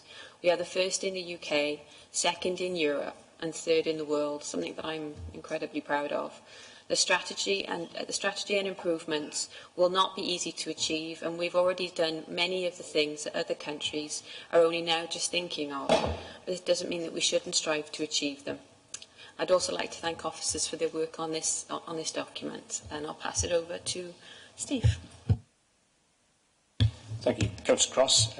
You've covered off the background to why the strategy has been produced, and also the involvement of residents in producing the strategy. That was one of the main recommendations from the Wales Audit Office report a few years ago. If I turn just briefly to the report, in the background section, the statutory targets we have and how we're meeting those at present, but they're continuing to rise, and there's a considerable challenge for us to get to the 70% recycling target of 2025. Within the issues and findings section, we detail out the structure of the strategy, which we were keen to keep as a succinct, small, easily readable document, and has a simple structure there of setting context, the vision, which is a clean and green vision, key objectives, the delivery of those objectives, infrastructure needs, and appendices, including an action plan for the implementation of the strategy. Taking you to section 6, we note the consultation we've undertaken within the Council, including scrutiny committee, which was very useful, and of course that's on top of the work we did with the residents at Torrine. And in section 8, we detail out the risks of not having the strategy, which is potentially a lack of strategic direction, and also then the potential for financial reputational risks of not hitting the statutory targets as they continue to be. So in conclusion, we've produced a strategy that pulls our strategic direction together into one document, so that ensures compliance with the Wales Audit Office recommendations. It's resident focused, and I'd ask then that committee approve the recommendation as suggested, including the recommendation that some minor amendments to the strategy feel to make it more publicly accessible. Thank you, Leader. Thank you, Steve. Any questions?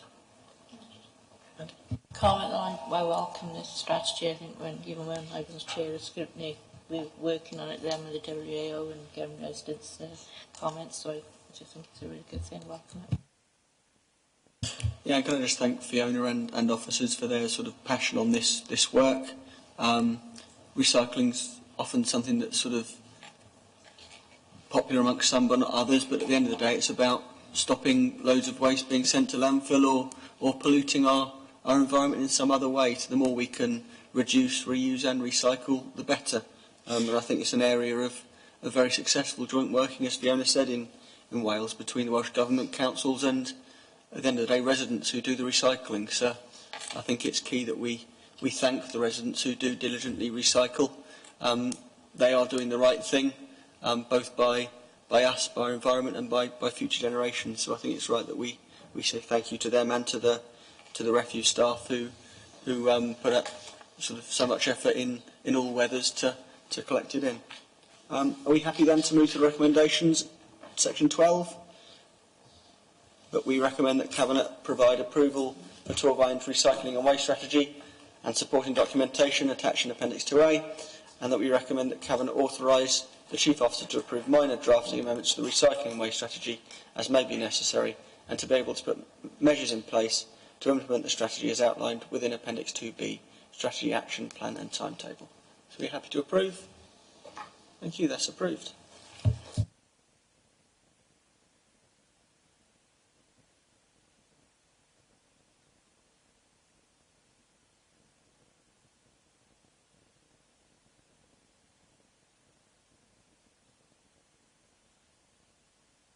Right, so we're moving to the local toilet strategy, and I'll bring in Sue to talk about this. If I introduce it, Chair, the report, as it clearly states, the strategy is a statutory requirement, has to be completed by May of this year, and obviously we are before May this year, so we've complied with that. What it doesn't do is oblige us to manage, run, operate and build new toilets. However, it does promote that we engage and find the needs of our citizens and communities, and that we work with partners to try and deal with those needs. We've consulted widely to determine that needs with individuals, with groups. As Older Persons Champion, I think that's why I'm presenting this report. There's a nice forward by David in the report. Older People Fora have been consulted. We've consulted with businesses and other providers of toilet facilities, and indeed the overview and scrutiny, cross-cutting scrutiny, has met and considered this as well. It's not just a document that's going to sit on a shelf and do nothing. The government, Welsh Government, does expect a 2-yearly review of this, apparently subject to elections. There might be a few of those coming up, I believe.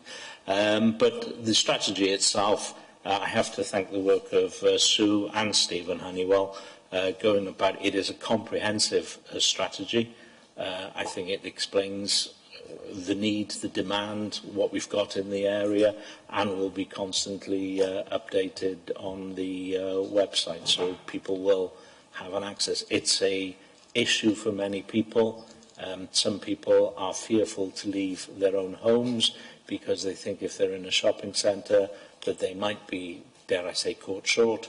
And it's a quality of a life matter, and I think this strategy begins to address that. So down to the detail. If I haven't stolen all of it thunder, I'll pass over to Sue.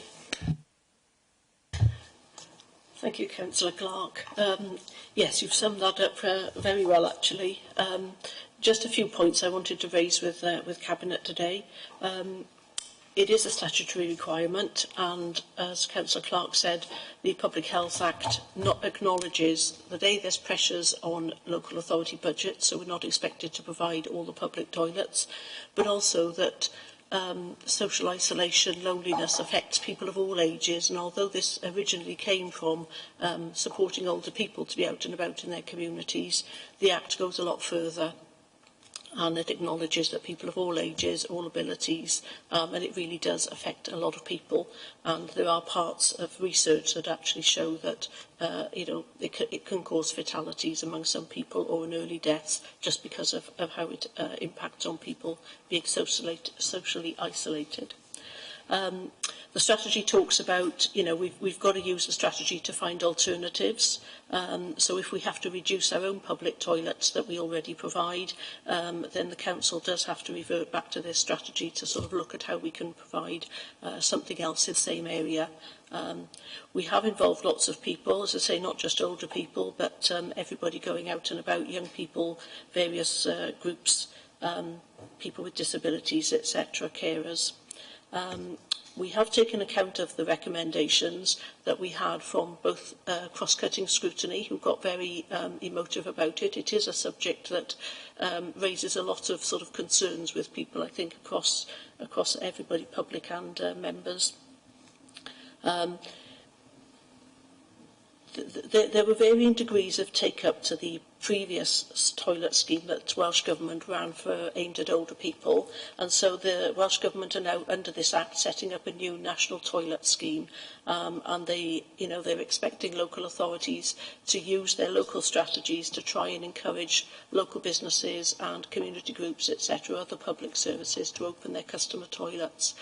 We know that can be quite difficult, especially in the current climate. Why would you open? Some big stores are quite happy. You can go into a supermarket, some of the other big shops, and maybe many of us don't feel that we have to make a purchase in those places, that we all quite happily go in and use their loos and carry on our business. Other people feel that they have to make a purchase, and that puts a sort of, a financial burden on them then if they need to use the toilet, hence they don't always go out. But some of the smaller businesses are also concerned about extra cost, or the number of people that would be coming in, the use of toiletries that they wouldn't be getting back. So we are looking at other options. We know that the Domestos service, it is a commercial service, but they are also running some toilet schemes where they are offering some free toilet cleaning products, so that we're not quite sure how long that goes on for, but we can recommend that to businesses as well as one way of looking forward. When we did our consultation, there were some gaps in the type of toilet. Some of the baby changing toilets were in women-only toilets, and in this day and age, I think fathers, expect equal access to baby changing facilities. There's only one public toilet for severely disabled people, and that's in Asda's, and that means a very large space with special hoists and changing places for somebody with severe disabilities. Although we accept that there are quite a few disabled or accessible toilets around, and there's also a lack of gender-neutral toilets. So some people, because of their gender, the way they term themselves in gender, they don't feel comfortable going into either men's or ladies', so there's some of those things as well. There were some gaps in location, such as some of our smaller parks, cemeteries and parts of the canal, but we also acknowledge that the council can't fund all of those gaps and put toilets everywhere, so it is about working with our businesses. If I could just refer you to the actual strategy on pages 367 and 369, we set out 5 areas there where we will approach our strategy going forward. So clean, safe and well-maintained toilets is important to everybody, and our street scene services will continue to manage the local authority-run toilets and refurbish where funds allow. But we're also looking at sustainable and eco-friendly systems where reasonable and practical. And our community safety team will continue to work with the police to respond to any concerns of antisocial behaviour. Again, that was something we picked up during our consultation. People had concerns. Accessible facilities, we will look to increase facilities for disabled people, again where resources allow, but we sometimes hear of funding opportunities that other businesses can apply for to actually help them with large changing places and other toilets as well. We need to work together about improving signage to alternative facilities. So if you go to a public toilet block and there isn't actually an accessible toilet, you need to know where the nearest one is, rather than just being left that you can't use them. Geographical considerations, as I say, we can't fill all the gaps, but talking to local businesses and others to join the toilet scheme will be an approach that we will take. We also put something in there about we appreciate that this council does not currently want to charge people to use the toilets, but we have put a paragraph in that allows for any future circumstances where the council would want to review this, and that was something that came up in scrutiny as well. Working with others, we will promote the national scheme so that more people know about it. And, you know, we will encourage, as I say, people to open their customer toilets to non-customers. We need to think about our information and promotion, and going back to, I think, the first item you had today about how people interact digitally, we have been made quite clear that we also need to put out, you know, some copies of leaflets and things about where toilets are for people who don't engage digitally. But we're always aware then that they can become out of date if there are any changes in our online information. So we need to be aware of that and how we go about that in letting some of our members of our community know our information. As well as the partnership officers, myself and Stephen, contacting businesses. We've also got a lot of colleagues across public services, the council, such as trading standards, licensing, environmental health officers who already have relationships with businesses where there are customer toilets. So Dave Thompson, that was here earlier, I've had a conversation with him and spoken to the heads of those 3 service areas, and we're going to put a little sort of flyer together that they can use when they go out to businesses and help us to contact and have those initial conversations that maybe then we can follow up afterwards, rather than, you know, Stephen or I having to spend our time out with a lot of businesses when there's already somebody they're in contact with. It just makes sense to have those conversations first. We know we won't be able to have, as I say, toilets everywhere, but you know, what we do have available should help people to plan better their time away from home. My apologies that the strategy on a page isn't clear on modern.gov, but it will be on the website, and it's just a simple glance at a page for people to see what we're offering. And the wellbeing assessment, I think, in the report does demonstrate how and where the strategy will impact on vulnerable people, and we believe that there will be very beneficial impacts. And I'm happy to take any questions. This might not be something you can answer, but I think because you're dealing with like a broad thing here, but it strikes me as one of the sort of avenues we could go down to kind of improve our provision is through the planning process. And you know, it's referencing that change in places. There's only one change in places in Torfaen, and that's in Asda's, which is a step forward because there wasn't any a few years ago. But there's lots of developments going on in the borough, and it's constantly ongoing. So whether we can get in there quick with any new supermarkets, any new public buildings that we're responsible for, I mean, I don't know off the top of my head, but whether we can get in there and kind of stipulate that we have a change in places toilet in there, because I think that we should be using every opportunity to further our provision for people with vulnerable needs, and I think this might be one way to do it. I don't know if this is something that you can pick up on. Thank you, Councillor Daniels. Yeah, we did speak with planning officers and made a similar suggestion to that. They felt that it didn't come under their remit, but I think it is something that we should revisit with them. They also said about talking to our building control officers as well around, as you say, when there's any new builds or any changes. And I think it is just something, you know, this is a strategy that will be going ahead. It's not something that we'll get achieved in the next few months, but I think those conversations need to go on, and, you know, I can use today's meeting as a platform for that. That'd be helpful. Thank you. It strikes me as though I think it just needs buy-in from across the council and various different people and departments to be thinking at an opportune time, right, I can use this as an opportunity to further this, because it's quite deceiving, really, because for someone like me, I wouldn't have thought too much about this, but this disproportionately affects people with disabilities, people with additional needs, and they often do so suffer silently. So I think it's incumbent on us to try and further that where we can, and get buy-in across the organisation, and get officers thinking at the opportune time, how can we, you know, insert this into our plan. I just say as well that neighbourhoods, you know, that obviously manage the current toilet provision, the 5 blocks that the council currently owns and runs, and the officers there have been very helpful in helping to sort of think through this strategy and talk about some of the upset. Okay, we're happy to move to the recommendations then.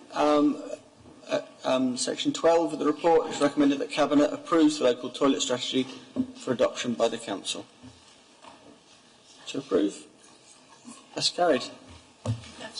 Thank you, sir. Right, on to the supported housing scheme next.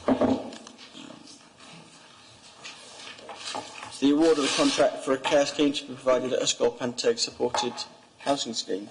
Hand over to Richard.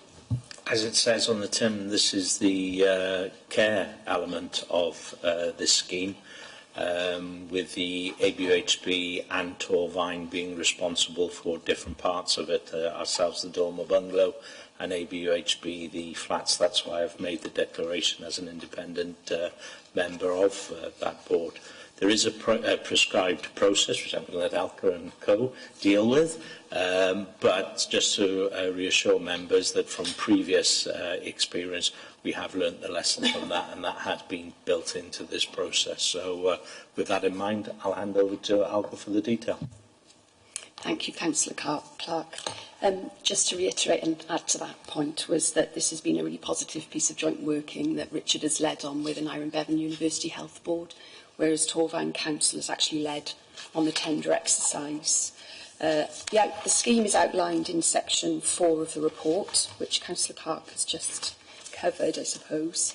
In relation to the tender process, that's outlined in section 5, a very robust process. I will add, I'll highlight that service users were engaged in that process as well. 9 bids were put forward for the contract. 4 were shortlisted. That's outlined in the evaluation stages 1 on page 495 onwards. 4 were shortlisted and invited to presentation. 1 had dropped out, so actually 3 went through to the final stages. So a very robust process. Financial implications are outlined in 5.2. Those are associated with costs to the council. There are also the costs to an Iron Bevan University Health Board as well. In terms of the schemes itself, there are 2 properties, 2 supported housing schemes, bespoke purpose-built, 5 units, so 5 clients residing of Torvine Council and 4 clients, I believe, for an Iron Bevan, which takes us really on to the conclusion that it is a bespoke scheme, very much a shared piece of working with an Iron Bevan University Health Board, specialist service and accommodation for people with profound and multiple learning disabilities. So it really is a scheme that we believe is very fit for purpose in terms of improving the independence for those residents. So I suppose it takes us very quickly on to the recommendations, and I suppose to note is, in line with the scoring, there is a recommendation that the contract is awarded to Company 3, but we're also being mindful if that company pulls out, I should say, there is an opportunity to use one of the other providers in sequential order of the scorings and keep those in reserve. Thank you both. Any questions? This seems like a good example of joint working between 2 public service organisations, and as you say, if it can help people with profound and multiple disabilities be more independent and have better quality of life, then that sounds like a good objective to me. Are we happy then to move to the recommendations?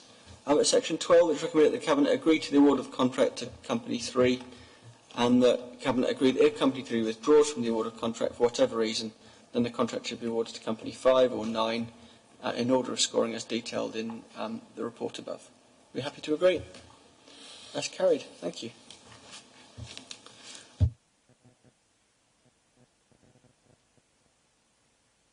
Move then to agenda item 14, which is the award of contracts for provision of housing-related support services in Torvine. I'll hand over to Dave first.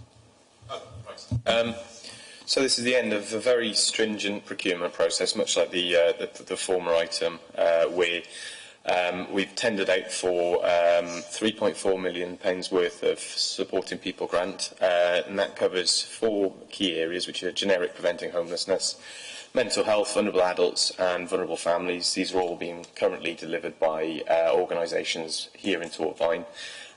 This is for the next, I believe it's 5 years? 5 plus 3. 5 plus 3 years. 8 years. My maths is terrible.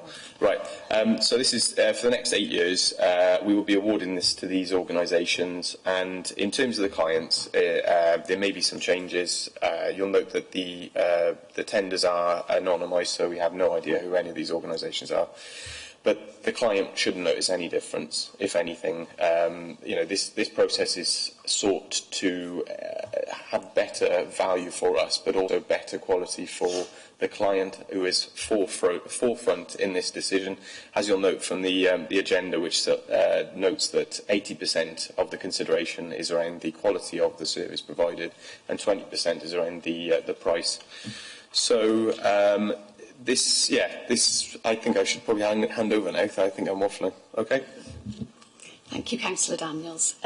Again, a robust process, as Councillor Daniels has already mentioned. I think members will be very aware of the Supporting People programme, Welsh Government funded, Supporting People strategy that came to Cabinet previously, and the merits of housing-related support services for those who are vulnerable.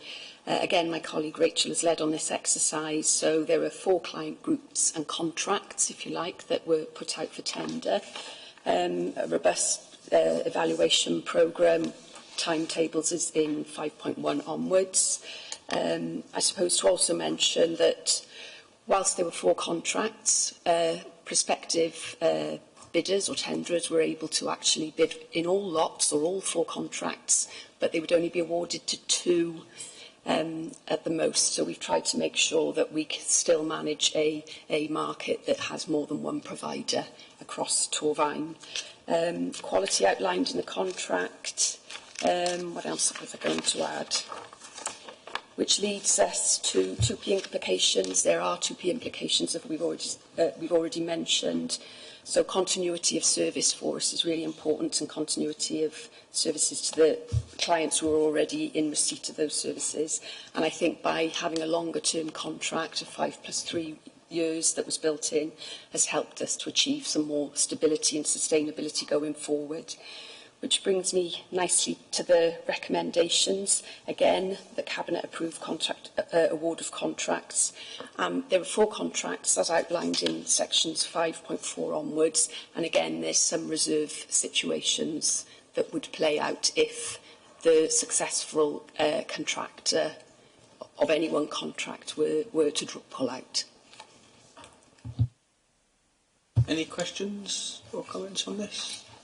Right, I should add, we've talked already about the stringent process it's gone through, and I should add that I thank both Rachel and Elka and all the officers involved in doing this, because this is quite a difficult process to go through, very long and arduous, and I think it's been done very diligently, and thank them for that. I should add that one organisation did get in touch around this process, and they did want to flag up that they thought that they had been unsuccessful. They didn't want to challenge the process, but they were unsuccessful. And the reason I mention it now is because if it does transpire that is the case, I am more than happy to work with them and talk to them around any of the concerns that they've got ongoing out of this process. I felt they wanted me to raise this in a sort of public forum, and I've done so. And I just want to make sure that we're seeing that we're very open, very constructive. We value all of these organisations in this pot and the work they're doing in the community. So, thank you. Any more comments? Move to recommendations then. Again at section 12, that Cabinet approve the award of contracts for the provision of housing-related support services in Torfaen, as outlined in section 5.4 to 5.7, following the outcome of the tender process. We all happy to approve? That's carried.